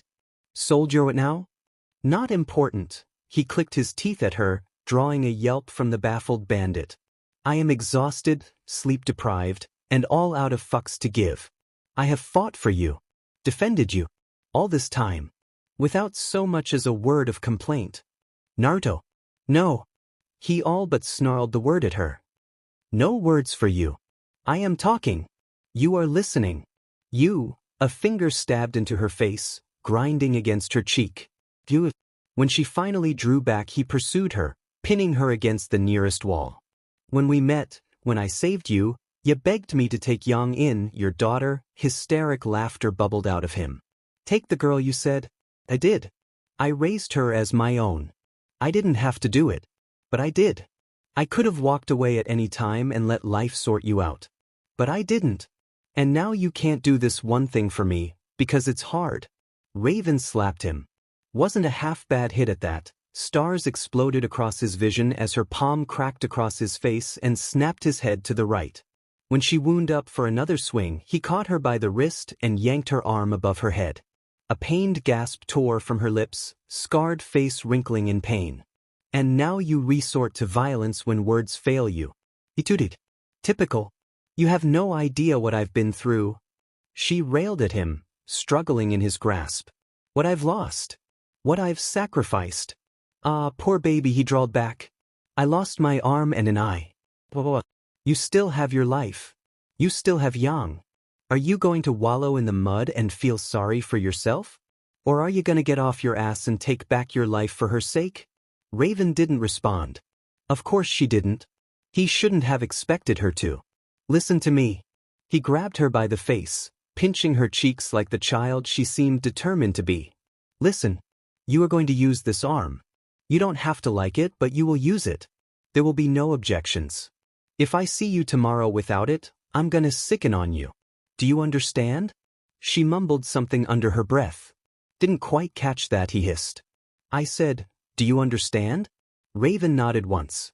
A tiny, tremulous thing, but he saw it all the same. Good girl. He released her and patted her head. Now that I have a lion to interrogate. Raven watched Naruto stomp away.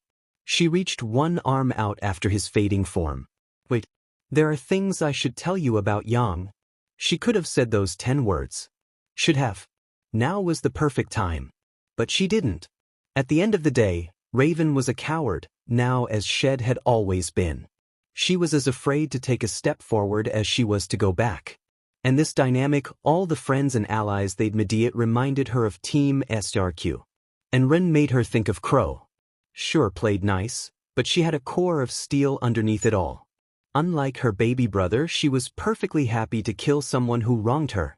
Willow was not Summer. She could never be Summer, but she was certainly just as emotional as her team leader had ever been. She wore her heart on her sleeve for better or worse, and come what may. Naruto was Taeyong personified. He and her ex-husband would have gotten on swimmingly, always wanting to help people, fix people. Whether they liked it or not. And the children. Little Yang, stubborn Winter, baby Weiss, they made her think of what could have been if she stayed. Raven hugged her good arm to her chest. She missed her family. Missed her friends. But she could never go back to that life now. Not after what she'd done. She had gone too far to go back now. Even if she tried, it didn't change what she'd done. She'd abandon them. They would curse her for taking Yang, lock her up, and throw away the key. Ashbin would never let her see the light of day again. There could be no forgiveness.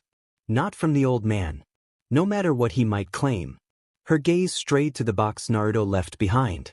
Her arm was gone. Just like her eye and the Branwen tribe. Nothing could change that. Naruto had tried to restore the latter and failed. The damage could not be undone. To pretend otherwise was a disservice both to herself and the departed. To take up a false arm was akin to admitting defeat, saying she'd been beaten. Unbidden, his words rang in her ears. You still have your life. You still have Yang. Are you going to wallow here and feel sorry for yourself? Or are you gonna get off your ass and take back your life for her sake? Damn him for making sense. She grabbed the arm. And Ren glared at her target. Willow quavered a little but didn't back down. Can I help you? Could she? That was the question. She really couldn't afford to be seen with them, yet here she was once more, lurking in the underground of Mistral. She had guts visiting them this often if nothing else. Small wonder young Winter was so stubborn. She'd gotten it from Mother. Her gaze flitted to the Schne in question, watching her run a practice dummy through with her rapier. Fierce girl. Stubborn girl. She'd be a true ally someday. But for now. And shifted little Yang to her free arm and offered her hand. I've been thinking. You love your children, don't you? Willow clutched baby Weiss close to her bosom and shook her given palm. I do. More than life itself. I can understand that. Anne's fingers tightened around hers, aura biting against aura. If I had a son, I'd happily die for his sake. Or a daughter. She pulled Yang a bit closer with her occupied arm, cooing down at Raven's child. The girl giggled and cooed at her as she looked to Willow. Me? Just how much are you willing to risk for your children? The Schne heiress offered a languid blink. Everything. Even your life? If it meant they would live? Willow snarled through her teeth. Gladly. She wasn't about to let Raven or the Schne get one up on her. Never mind bloody malachite. She had been out of the game for too long. Her skills might have atrophied, but her mind had not. She could look to the future and see what was coming. They would stay here in Mistral a while. She could see that even if no one else would. Veil wasn't an option, not with Raven so deathly afraid of it. Vacuo was no place to raise children, and also out. Where did that leave them? Menagerie? Really, the only other option was Atlas, and moving there so suddenly after the disappearance of Jacques would draw undue attention. No, their place would be here a while yet. That gave them time. Time enough to prepare, to make ready for the challenges to come. To that end, there was nothing she would not do. Taking a deep breath, she steeled herself. What would you say to a truce? Another blink was her reward. To what end? What do you want? And told Willow precisely what she sought, frankly, in no uncertain terms. For his sake, then? With those words, Willow's scowl shattered like so much ice. I would like that very much. But how would we go about it? She offered her a grim smile. Naruto's been too stressed lately. I was thinking we might help him relieve some of that tension. Together. Willow's face went red. Oh, Lionheart kept drinking. He drank and drank and drank some more until all the worries of the world finally fell away. No calls came for him. No one disturbed him. Just as well that he'd refused all visitors and calls today. Even if by some miracle someone had made it here, he would have turned them anyway. Here in this moment he didn't want to think of Salem or Ashbin, or anything at all. He just wanted to forget. All of it. Every bit of it. Everything. With wine came memories. Old memories. Painful memories. Where had he gone wrong? He'd been strong once, back in his younger days. Brave. Downright courageous. He'd worn the name of Lionheart with pride, facing down any foe he came across no matter how the number or size. Back then he was one of the few who argued for taking the fight to Salem's very doorstep, determined to tear her out of remnant, root and stem, to be rid of her. Ignorance was bliss. What a fool he'd been. Leonardo Lionheart, king of fools. In hindsight he should have known. Ashbin always deflected, always spoke of holding the line, of waiting for the opportune moment to strike that perfect instant which never came. It didn't matter how many maidens they gathered, or how strong the kingdoms became. There was always a reason, always an excuse, ever an argument to abstain. He became impatient. He and the old spring maiden both. Together, they'd open the vault. He'd asked Jin the question. Knowledge was power, as they say. That knowledge broke him and her both. His courage abandoned him in that moment. Mistral's maiden hung herself shortly thereafter, unable to live with what she'd learned. He was too much a coward to try. And then the demon herself came to his doorstep, and he was lost. It wasn't fair. Now he had failed her twice, and this third promised to be his last. He couldn't find the spring maiden. She must have known he was hunting her, must have gone to ground to hide. He'd not heard so much as a whisper from anyone. She might even be out of the city entirely. What would he tell Salem? Gods above, what would he tell Ashbin? He'd been putting off his calls for days now. Lionheart was still despair when a short knife burst out of the shadows and set itself to his throat. Cold steel prickled his skin. The bottle fell from his fingers and shattered upon the floor, spraying wine every which way. It looked like blood. Scream, a soft voice hissed in his ear, and I cut your throat. Understand? He nodded fervently. Why yes, of course. Who are you? A grow answered dim. You don't know me, but I know you. You do. He dared to look back, up now, at the terror before him. Hello, Headmaster. A blue-eyed blonde with whiskered cheeks leaned over him, grinning from ear to ear. It's so nice to finally meet you. Let's have a chat. A hero doesn't need a reason to fight. To protect. But you're not a hero, are you, Headmaster? No. You're a coward. A craven. You'd sell your own soul to live. I hate cowards. Teach the girls. Leonardo Lionheart squealed like a struck pig. In all fairness, he had ample reason to. Mercy. Please. Have mercy. Mercy, Headmaster? A blue-eyed blonde demon with whiskered cheeks leaned over him, grinning from ear to ear as he pressed a knife to his throat. Is that what you want? You weren't very merciful to me and mine. Oh no, you've been the exact opposite of merciful. Leonardo tried to speak. All that emerged was a strangled whimper. Fate had finally caught up to him. All the karma for the lives he had taken. All those huntsmen and huntresses he'd sent to their deaths. All the children that mysteriously went missing under his watch. He could see their ghosts now, looming behind this furious young man. There were so many. More than a few whispered in the blonde's ear, silently urging him on. The rest gazed upon Leon one and all and demanded vengeance. Retribution. Justice. He wondered if his would-be killer could see them. Hear them. Probably not. But he could. Just looking their way terrified him. He imagined their icy fingers wrapping around his throat, ready to squeeze, to end his life as surely as the knife to his neck. He wanted to run. Run, flee, fly, any other word that involved getting the bloody hell out of here. Away from this absolute demon holding him captive. But he couldn't. To move was to die. Behind him lay a glass window and below it, a massive drop that only the most hardened of huntsmen could survive, and he was far past his prime, but before him lay the knife. If he pushed forward he'd lose his head. He didn't want that either. Stalwart, he trusty weapon, was utterly out of reach. He knew he'd never reach it in time, and even if he did, he doubted the wrist-mounted dust launcher would do much good in close quarters like this. No, he was well and truly boned, make no mistake. Well, the blond man whose name he still didn't know hissed at him. What'll it be? Cry or die, most likely, whichever came first. Alas, the latter was looking ever more likely with each passing moment. Whoever you are, he swallowed once, tried to master himself, and when that inevitably failed, he began to gibber like a madman. Whatever you want, whatever I did to you, I'm sorry. I can pay. I swear I'll pay. I don't want your money. The knife nicked his jugular, leaving a thin line of blood to bead against the blade. I want answers. And possibly your head on a spike, depending on the nature of said answers. Start talking and don't try to fight back. I'm not in the best of moods at the moment. All right. You're one of Ashbin's agents, aren't you? He utterly missed the look of confusion that flashed across the boy's face. I had no choice, they came for me. I'm not the man I once was. I tried to fight and they broke me. I did what I had to for Mistral's safety. The last of Leo's courage began to shrivel up and die much like his balls.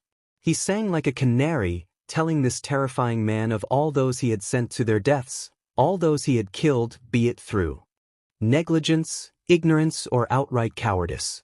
Was it his imagination, or did his captor look surprised when he mentioned Salem? No, surely not. It must be an act. A trick of the light, perhaps. He told him all. About the maiden he'd failed to find, and the relic he couldn't access without her. But he could only say so much. Eventually his words ran dry. He made one last pitiful plea. I did it all for her, but no more, I quit. You can be headmaster. Just let me leave. Naruto couldn't believe what he was hearing. He absolutely could not believe what he'd just heard. The horror of it all disgusted him, the depravity sickened him to his very core. And the worst part of it all? It was the truth. For all that he stank of fear and excrement, Leonardo Lionheart was telling the truth. Wild eyes gazed back at him, bloodshot with terror. Unbidden, he found himself looming over the faunus. All those people, all those children, you killed them? Haven's headmaster babbled mindlessly. I'm sorry. Sorry? The word caught in his throat. You think saying sorry excuses you? He pivoted and shoved him backward at a wall, sending him sprawling. The headmaster crumpled with a whimper and slid bonelessly to the ground. He'd broken him. Get up. Naruto nudged him with a boot and rolled Leonardo onto his back. The man promptly curled up into a fetal position instead. Cannot be stopped, he wept under his breath. She cannot be stopped, she'll kill me for this. That one man would do so much harm, to so many, to those he had sworn to protect, just to save his own skin. It disgusted him. All those huntsmen. All those students.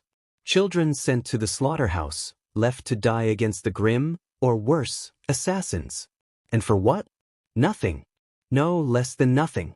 He had come here for wasn't entirely sure what. To make Leonardo stop, of course, but the finer points of how had eluded him until now. He hadn't come here for the dead. He'd come here seeking the mastermind who had sent assassins after Raven and Yang. He'd expected to find some mustache-twirling villain gloating at his deeds, a fiend reveling in the crimes he'd committed. Instead, he was forced to deal with the ruined shell of a man broken by years of double-dealing. What did you expect? Fear can make a man do terrible things. Naruto bit off a retort before he could say something ugly. He didn't want Kurama's words of wisdom. Not right now. Worse still, Leonardo wasn't even the mastermind behind it. He was just a proxy, and too terrified to speak anymore. His master, Salem, whoever that was, asking who she was wouldn't work. No amount of fear or rage on his part would compel him to reveal her location. No torture or cajoling could force the words from the lunatic's lips. He had pitied him for a moment when they first met. That pity was long gone now. Only anger remained. Haven deserved better than this. Mistral deserved better, and its dead demanded vengeance. He could sense them, in this very room, feel their anguish, hear their howls for blood. Under normal circumstances, that sort of thing terrified him. He'd never been a fan of ghosts. But there were so many clinging to this man, so many he'd sent to their deaths. And then Leonardo dared to look up at him. Him, expecting to be saved even now, after all he'd done. "Will you let me go now?" Naruto took a deep breath through his nose and released it through his mouth. It was tempting to simply off Leonardo, so tempting he nearly found himself leaning forward. The faunus was an utter disgrace to his leonine namesake, a terrified wreck, a shattered shadow of his former self, little more than coward and a craven both. He'd betrayed everyone and everything he'd ever stood for, all in the name of survival. But killing him because it was necessary and killing him because it was easy were two very different things. In the end the choice was made for him. Lionheart finally snapped. Babbling apologies, stumbled to his feet and dashed for the exit. Naruto watched him for a moment. And as he did, an idea occurred to him. A mad, awful idea, but one just crazy enough to walk. He made his decision. Kurama. With but a word, a giant, golden foxhead jaws burst forth from his body and raced down the hall after Lionheart. The flailing faunus looked back as he ran. Saw death coming for him. Massive jaws yawned wide, ready to devour him whole. His eyes bulged, first in confusion, followed by shock, then mindless bowel-voiding terror. A short, truncated scream filled the academy. An equally harsh crunch echoed it, with not a soul to hear. The news broke the next morning. Leonardo Lionheart was stepped down from his post as headmaster, citing an illness. Much like a certain Schne before him, he declared his intentions to live in exile to the Mistral media. Also much like said Schne, he appointed a successor for himself, a splendid huntsman to take the reins of Haven Academy. His replacement was a relative unknown to most, but he came highly recommended. Truly, his dossier spoke for itself, a storied career indeed. His name was Naruto Uzumaki. What were you thinking? Naruto dug a finger into his ear and weathered the words with a tired sigh. Miranda Malachite wasn't happy, not one bit. He'd expected that. Prepared for it, even. "I was thinking of an opportunity," he explained calmly, not giving even a hint to his true intentions. "I saw it and I took it. You backed me into a corner." She grabbed a fistful of his jacket and tried to yank him forward, only to fail as he dug his heels in. "If I hadn't forged those documents for you, you'd be up a creek without a paddle. Is there a point to all this?" His fellow blonde growled at him. "You owe me another favor for this." "No," he batted her hand away.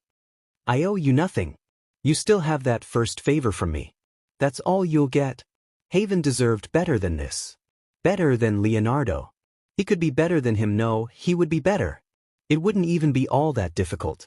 He'd already pulled a similar trick once with Jacques Schne.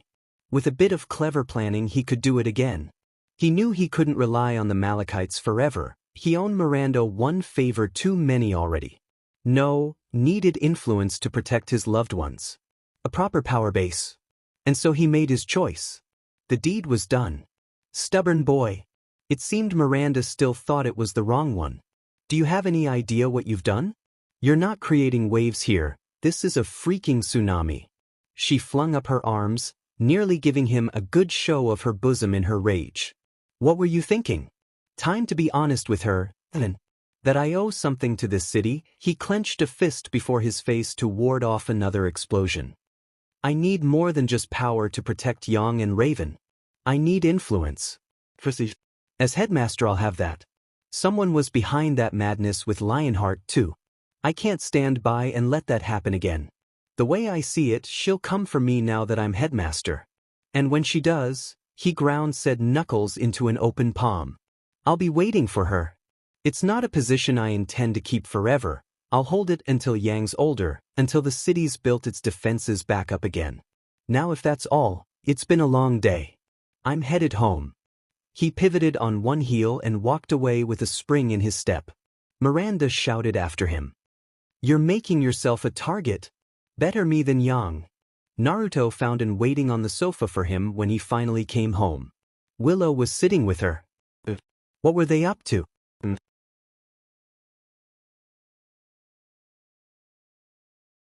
Was that raven lurking in the shadows? The children were nowhere to be seen. Yang and the girls must have gone down for the night. It was just them, the adults? Well, this boded poorly for him. Why did he have a bad feeling about this? With that in mind, he opened his mouth to ask just what it was, and beat him to the punch. We need to talk. I'm tired, everyone. Of course you are.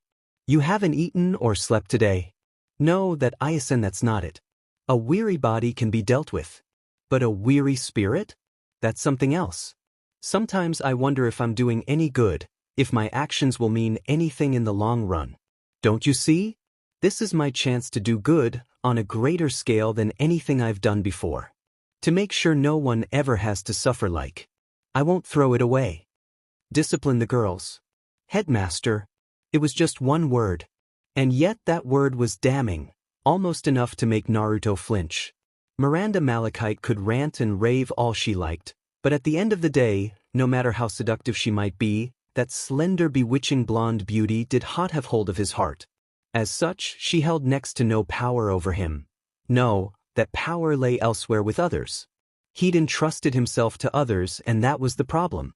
The three women who held his heart sat before him, in varying stages of staggering shock. Willow looked stricken, like she'd bitten into a sour lemon. Raven wouldn't so much as look in his direction. And Rin, her pink eyes were sharp. So you decided, the young woman who would one day give birth to Rin stood slowly, gaze never leaving his, voice picking up steam with her every other word, in your infinite wisdom, to not only murder Leonardo Lionheart, which is certainly going to attract enough attention mind you, but then you chose to play puppet master, manipulate things to your advantage and take his place? Yup. What else could he say? The deed was done, the die cast. With this, he'd rooted himself to Mistral. I did those things. And flung up her arms with an aggravated shout. What the hell were you thinking? Right? He'd prepared himself for this argument. I was thinking. Clearly you weren't. Let him speak. Naruto looked past into Raven, surprised that she'd stuck up for him. Yang's mother looked away and flexed the fingers of her false arm, idly gripping her now metal wrist with her organic hand. The sight of it warmed him a little. She'd kept her promise after all. Belatedly, he was pleased to notice she'd painted it as well. In place of that ugly gunmetal gray, she'd dyed it black with a crimson trim. Fitting colors for her.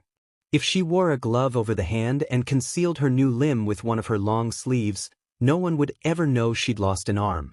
That aside, her eye patch made her look badass. She looked good.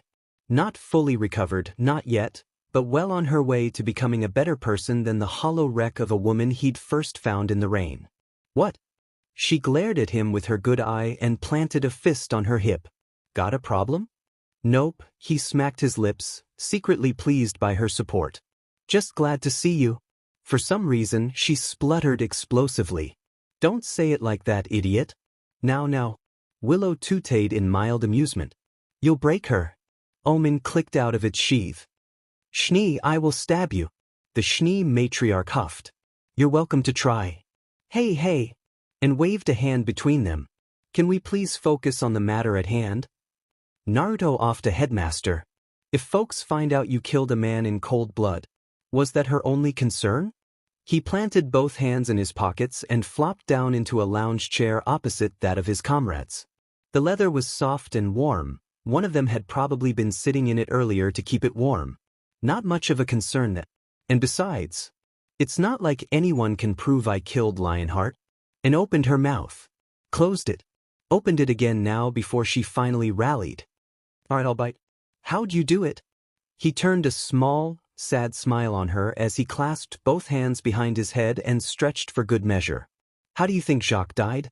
Willow tilted her head just so. It spoke well to her that even now she didn't feel an iota of regret for that worm's death. Well, I assume you made it quick. I did, he acquiesced with a slow nod. But did you ever consider how? And exchanged a baffled look with Willow. Even Raven, despite her tension, had a glimmer of curiosity in her eye. There wasn't a body after you offed him.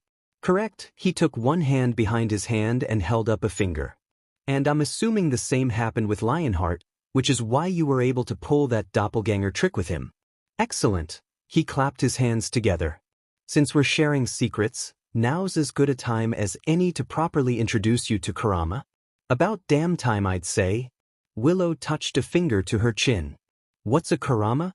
Raven's good eye widened. Oh shit. And blanched. You don't mean. Naruto sat up in his chain, clapped his hands together and let golden chakra billow out behind him like a cape in an unseen breeze as his entire body lit up like a beacon. Kurama's skull manifested soon thereafter, followed by his face, towering over them in all its giant golden glory to fill the living room. He beamed at them as best he could. Surprise? Raven squawked and damn near fell off the cough, no doubt reminded of their last encounter. Anne hummed, no doubt recalling the giant beast that had once loomed large over Kuroyuri. So nice to see your friend again. Right? They'd both already encountered Kurama before, in some small capacity, whereas Willow hadn't. He hoped it wouldn't be too off-putting for her or cute. His fears fizzled spectacularly. In a single seamless movement, the Schne matriarch surged up off the couch, vaulted the table, and dove at him. Had that been the end of it, he might have been willing to excuse her sudden outburst. It was not. The second, nay, the very instant Willow landed at his side, she reached out with both arms and latched onto Kurama's visage. Before the Biju could even think to balk, she began to run her hands over his fearsome face, cooing softly. He's adorable, she crooned, all but burying her face in his fur. Just look at him. So fluffy. Kurama sighed explosively. Well, that's a first. Willow squealed. And he talks. That. When Naruto looked back to Ravens, he found their resident craven grinning ear to ear, her smile sharper than steel. All right, I can see how your friend here wouldn't leave any evidence. You snapped him right up, didn't you, just like Jacques? His old friend made a retching sound. Don't remind me. I've never swallowed a soul so foul. There, Willow soothed, stroking his snout as one might a small pet. You poor baby, he must have been just awful. Did he give you indigestion? Well, yes, a little. Naruto's brain sputtered and died. Why are all the women around me insane? He'd thought Willow was the normal one among them. No, wait, not normal. He scorned the very concept of the word, but at least sane. Evidently not. And he can emerge at any time? He granted her a quick nod. Whenever he wants. Ahem. And Rin closed her eyes and coughed harshly into her fist, diverting their attention back to her.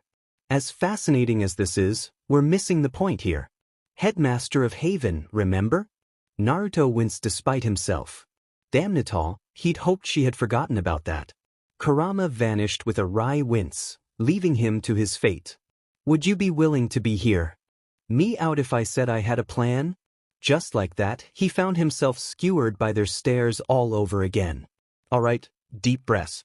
The floor was his. Time to make it count while he could. Leonardo deserved to die, just as Jacques did. He raised a finger and set the foundation of his argument in stone from the start. He knew who we were, where we were, and he was actively sending our enemies after us. If I didn't put him down and put him down hard, it never would have ended. Naruto, Anne's voice was pained, we're not mad about that. She touched a hand to her bosom, mirroring Willow's nod. You protected us. But you're killing too easily these days. Take it from someone who knows. Once you start down that path, it's hard to come back. This was a slippery slope, he knew.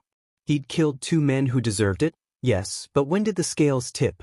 When did he decide who lived and died? When no, now wasn't the time for that. He shunted that thought aside, shoved it into a dark corner of his mind, and summarily stomped it into slush. I can handle it. I've learned things too, he palmed his face with a sigh.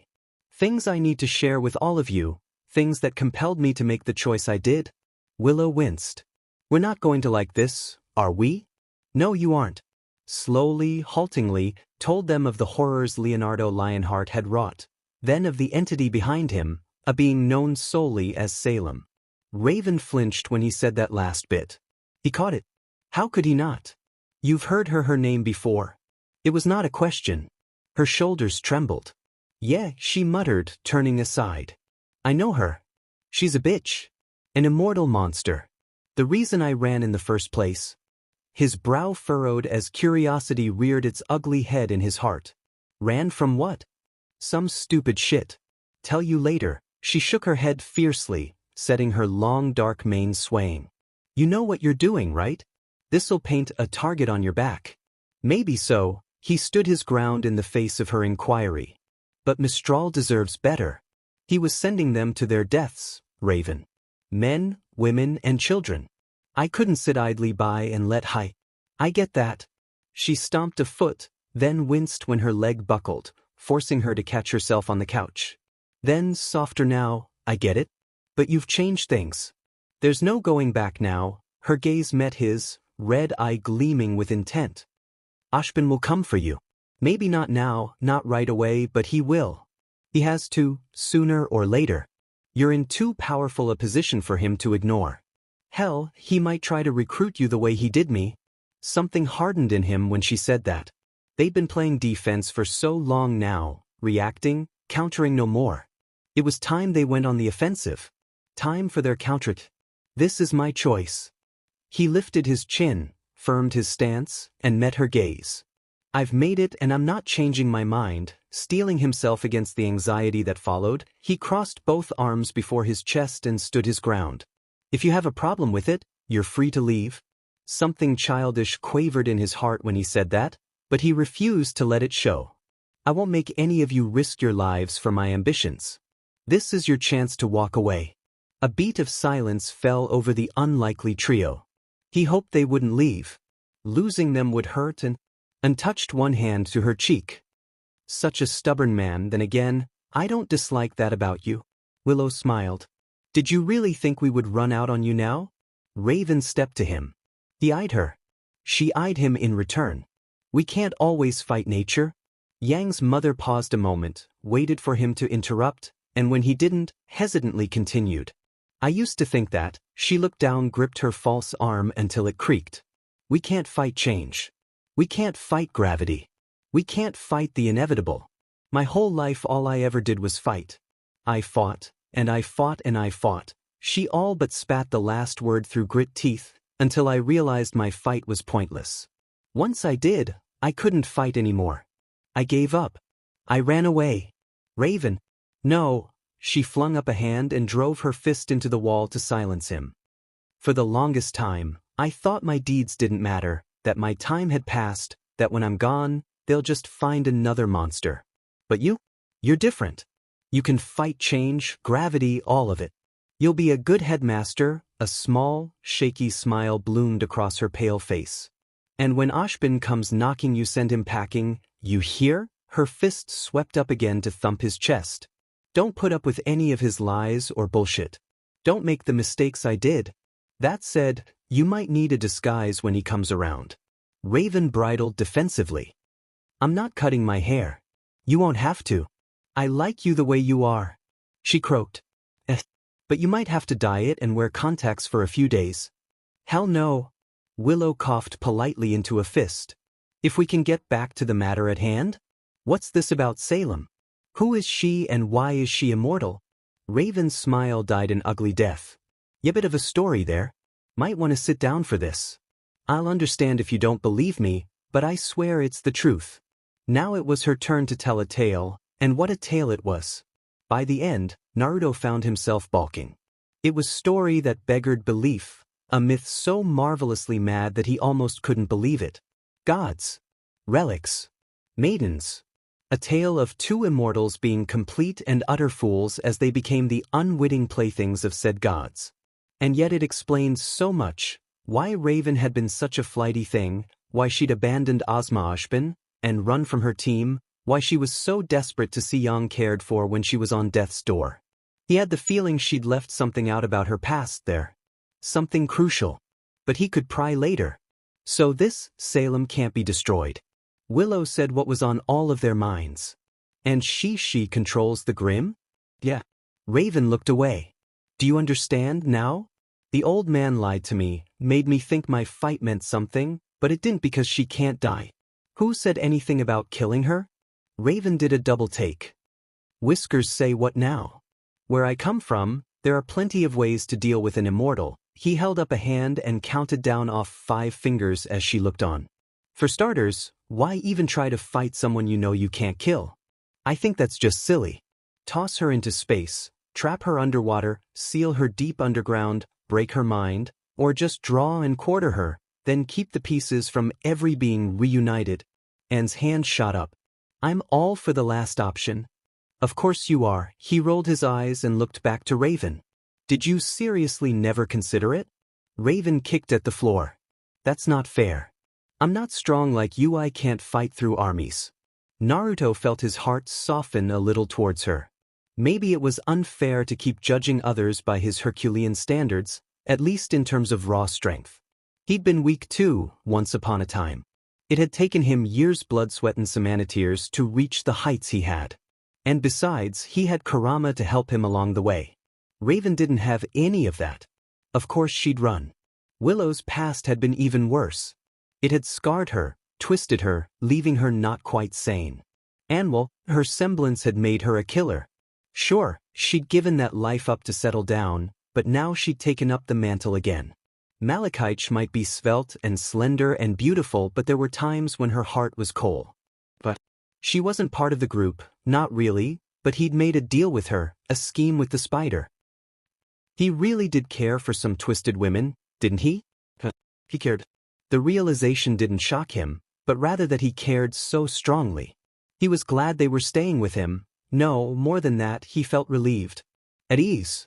Giddy in a way he hadn't been in a while. Not since. His eyes widened. Kurama chortled softly. And now he realizes. And he did. Everything suddenly clicked. I think I love you girls. Everyone sucked in a sharp breath. Oops. Had he said that out loud just now? And gasped. Willow's face lit up. Raven's reaction was the most spectacular of all. Her pale face absolutely flushed. Idiot. Don't say that out the blue. Ignore her, and edged in from the right, hands lingering on his arm. She's never been honest with herself. An almighty weight lifted from his shoulders, one hadn't even noticed until this very moment. He heaved a sigh. I'm tired, everyone. Of course you are, Willow tooted, taking his hand in hers. You haven't eaten or slept today. What did we tell you about overworking yourself like this? No, that's not it. He tried to wave said hand, but she wouldn't let go, so he settled for a scowl instead. A weary body can be dealt with. But a weary spirit? That's something else. He flushed a little as they edged closer, pressing against him. Sometimes I wonder if I'm doing any good, if my actions will mean anything in the long run. You are. And stroked his arm. And they will. Don't you see? He glanced her way. That's why I gotta do this. This is my chance to do good, on a greater scale than anything I've done before. To make sure no one ever has to suffer like that again. I won't throw it away. I don't have time to rest. A metal hand found his chest and pushed him down onto the couch. Just sleep already, dumbass. Raven flounced down in his lap, pinning him in place. We'll all be here when you wake up. So would the kids, he supposed. Little Yang and Winter and Weiss would be awake by morning. And laid her head on his right shoulder, while Willow claimed the left. It was a strangely intimate moment. He closed his eyes and exhaled. Sleep came quickly. Salem was displeased. Displeased, yes, but also curious. She hadn't thought Leonardo had it in him to flee. Oh, she knew he'd wanted to, but she'd thought his fear would hold him in check a while longer. Instead he'd vanished without a trace to parts unknown. Clever of him, but futile.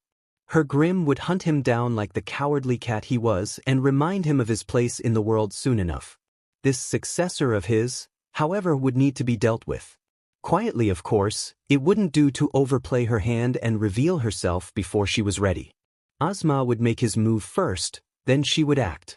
She would be the stick to his carrot, compelling obedience through force. But who to send? Hazel had gone silent, and she could only assume he was dead. She'd threatened Lionheart with Tyrion, but in truth, her most loyal servant was missing as well. That left her with precious few pawns to command. She still had what's of course, but his was ever a subtle touch. The man wasn't neither a fighter nor a commander. He couldn't compel obedience like some of her previous pawns. She was also lacking a maiden candidate at the moment, which only further depleted her ranks. As such, her options were rather limited at the moment. Naruto Uzumaki. How best to break a man with a resume like that? He certainly seemed strong. Her fingers drummed restlessly against her throne. What to do, oh what to do? Perhaps a personal visit was in order? Tempting. She glanced at herself into the window, frowning a little at her pallid complexion. No, that would never do. The moment she was spotted outside the Grimlands, Ozma would go ballistic. Decades of watchful vigilance would follow, and she'd have to wait at least a century more before he lowered his guard again. Unless? Sozim's old Lionheart finally retired. Ashbin took a long draft from his mug, so it would seem Crow. You want me to go check in on the new guy? He seems a little odd. In due time. We shall give him a chance to settle into his role before we approach him. He wasn't overly concerned by this sudden replacement. Lionheart had a capable right hand, didn't he? Whatever was her name again? Naruto sat behind Lionheart's desk with a world-weary sigh. I don't have to give a speech to the students, do I? I'm afraid so, sir. Damn it. His head kissed said desk with an audible thunk. He couldn't rely on And or Willow, or even Raven for this, could he? Don't worry, his secretary hummed above him. I've taken the liberty to prepare one for you. Really? You have? He dared to raise his gaze. Do you think so? I really appreciate it, miss. He'd been so distracted he hadn't even bothered to look at the poor thing until now. Errors were made.